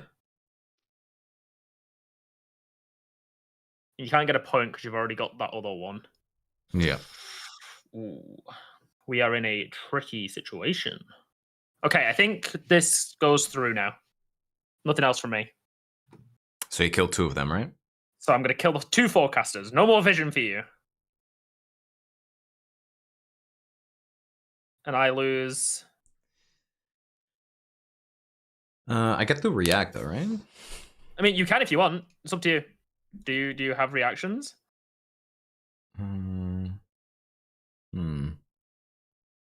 It's at 9. If I longsword and put 1 to 6, you only kill 1 of them, right? I just kill the other 2.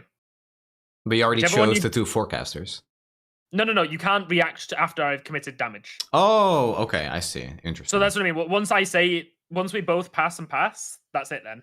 So if you want to longsword something, I will just ignore it. I'm just telling you. Whatever you longsword, I will not be killing. I'll just kill the other 2 things. Okay, So in that case, it wasn't a longsword, I have this. Oh! So that means you only get to kill 1, right? Because they all go to 5?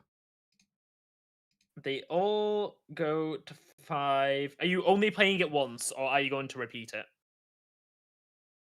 Can I decide to repeat once you do something? No. You have to choose to repeat on the play.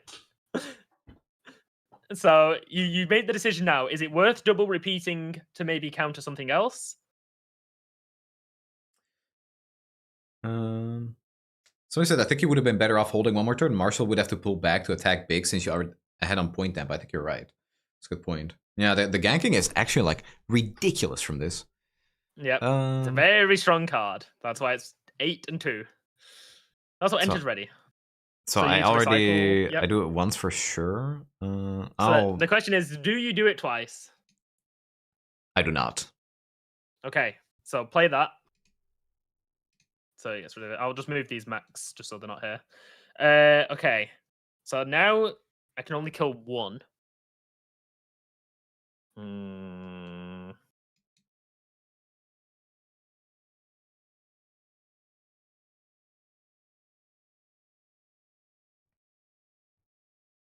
So as an action, I'm going to stack deck. Gulp.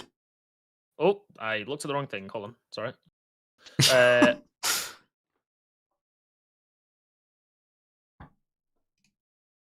Oh, I just looked at the top 3. I tried to close it to see, but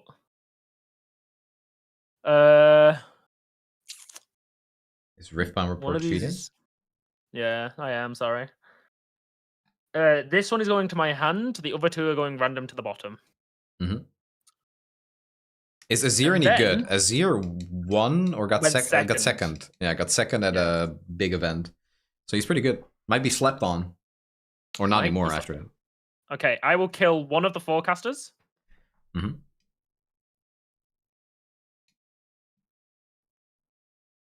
Okay, and then those mechs then drop to 4 now, and then you gain a point, go to 7.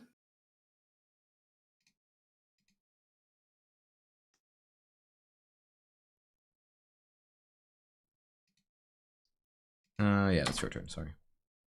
Okay. This is very awkward for me. Super duper awkward.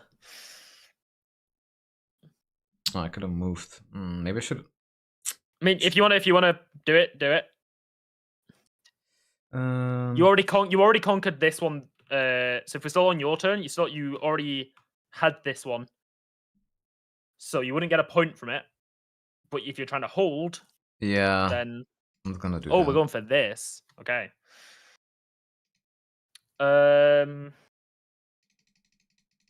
Holy stats. What's going on over here? Oh, that's he at 8, 9? right? Sorry. Yeah, as I say. And these are at 3 right now. Yeah. Okay.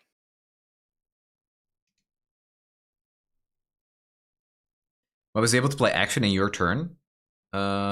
Which? When I was attacking, we passed priority, so it comes back to me, and I can play an action or reaction because there was nothing on the chain, nothing like no other spells going on. I can still play an action or reaction, so I can play. That's why I could play stack deck. I could only play it the once there was nothing else.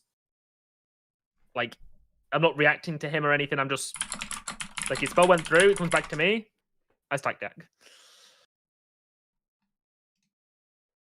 Okay. I'm gonna push these 2 mechs up, which both become 4s, and so do your mechs on the other side. Yeah, so they all get +1. So, yeah. So I'm gonna pass priority here over to you. No, I don't do anything. Okay, I kill these 2.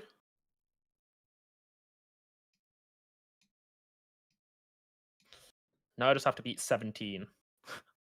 What a small, insignificant number. Yeah. Kill me. These, drop back down. So I have to beat 9. I mean, 9 is doable for me. 9 is very doable.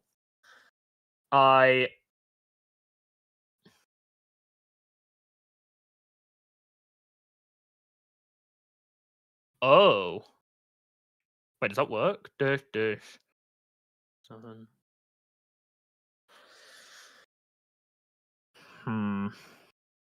Oh, I do. But I guess I do lose to that. Okay, first things first. Have I played a card this turn? I haven't. First card this turn. Tap 2. Recycle 2. Send this shit back to the fucking hand, buddy.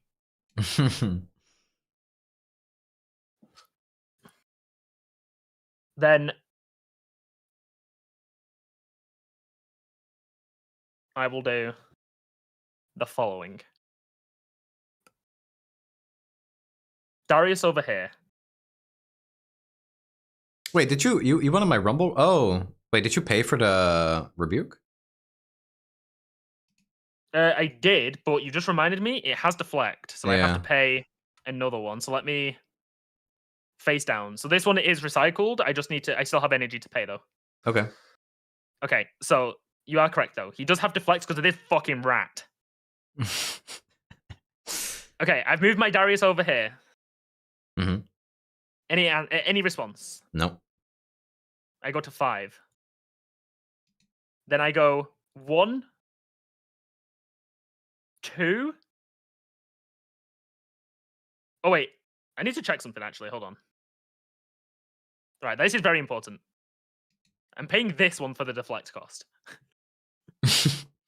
So I'm paying 1. So get rid of that one. Mm-hmm. 2.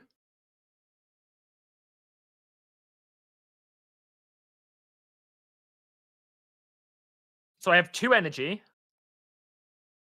I'm going to recycle 1 to equip this. So I'm at 7. And with my 2 energy, I'm then going to float 1 energy. So I'm going to recycle another 1. Oh no, I can't do that one, sorry. I have to do... this one. I've run out of purple. Sonny, I'm out of purple. This is a dire, dire situation. Uh-huh. To play Ride the Wind. Okay. Which is my second card of the turn. So my Darius goes to 9 and readies up. Mm-hmm. Any response? Nope. I move him over here. He's still readied, and I go to 10. Okay. I have no answer. Okay. So I kill it. I go to 6. I have 2 energy.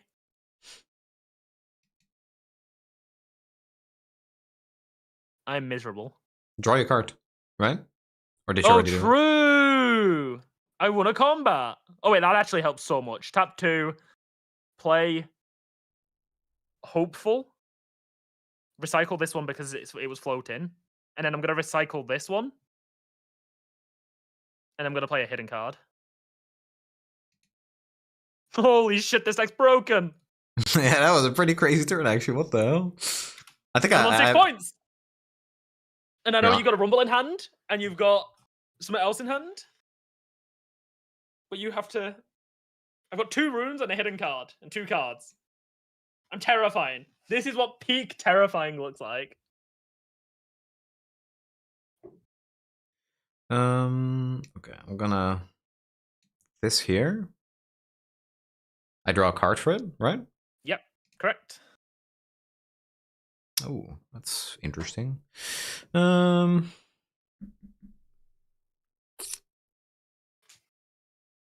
you need to hold... Oh, number 1, he's in the wrong zone. He's in the battlefield again. Oops. There you go.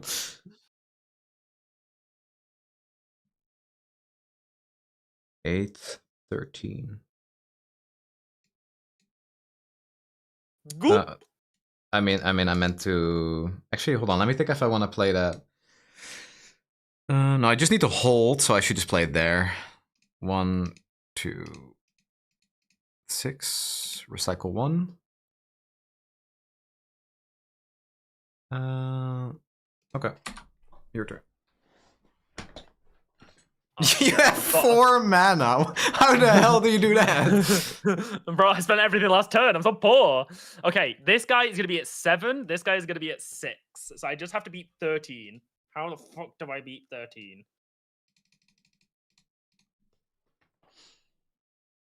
So if I push them both back, they would be 7...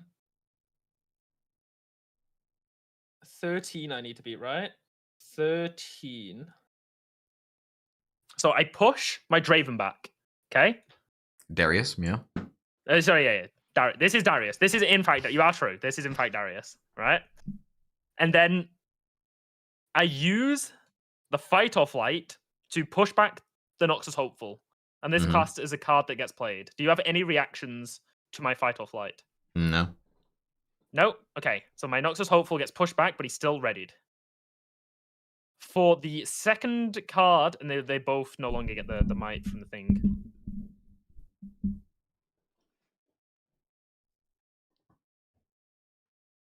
Oh, actually, I'm supposed to do something first. Oh, fuck it. I missed it. Never mind. What happened? No, I was supposed to do something first. Oh, no. It's... You know what? We're chilling. We're being chilling. Okay. Tap 2. We play Overzealous Fan. So that readies up Darius and gives him +2. Mm-hmm. And then we send these guys over. Okay, so they get +1. So yeah, they both get +1, so it's 13, and I'm on 13. Uh-huh. And then I pass. I play Longsword. I can equip it, right? Yeah. I just lose because you get 2 fucking things. No, not like this. And then this one go. Oh wait, no. On this one. Wait, no. I should put it on the left one, right? Because you can put 2 on the same one. No, you can. We had this. Yeah. So he's at 8. So that's 15. No, not like this. I can actually like kill both of these units. But I'm one might short from winning. Yeah, and then you get your tokens and you just double conquer next turn. Yeah. And I fully tap out, so yeah, I just lose. So yeah, let's explode them, alright? Ride the wind, action speed. We're gonna move the fan over here. Oh wow! Yo, it's 15 to 15. Look, this is what we call trading. Yeah. All right, mech.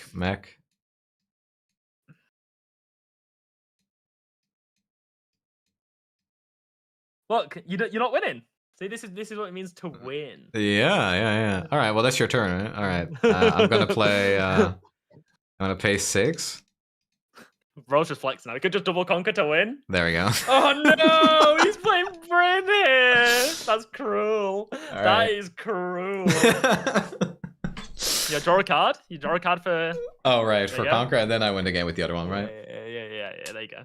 All right, GG. Yeah, the difference there I felt was first of all I went first, and I was able to kill your threats basically as soon as they were played. I even traded my own units for it. Yeah. I mean, I had a second fucking Darius in hand, and my top deck would have been a spinning axe.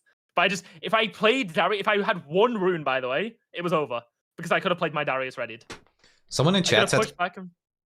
Someone in chat said, couldn't he ride the wind, a guy over to the other battlefield, and try to hold that? Then I would win because I'm still holding the one on the right, and he was losing that. Yes, correct. Yeah, I had to have pushed him over to kill his units, or else not QV. Snnuy would have won on the hold. So I had to do that to stop him from winning. But in doing that, I give him 2 units that can just push and get the conquer, and I have no runes. I'm poor.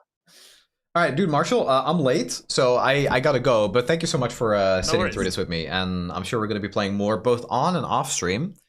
Guys, go follow Marshall for real. Riftbound report, #1 source for all Riftbound related news. True. All right, I'm gonna leave Discord. I'm gonna end the call. Thank you all. Thank you, Marshall. Thank you, chat.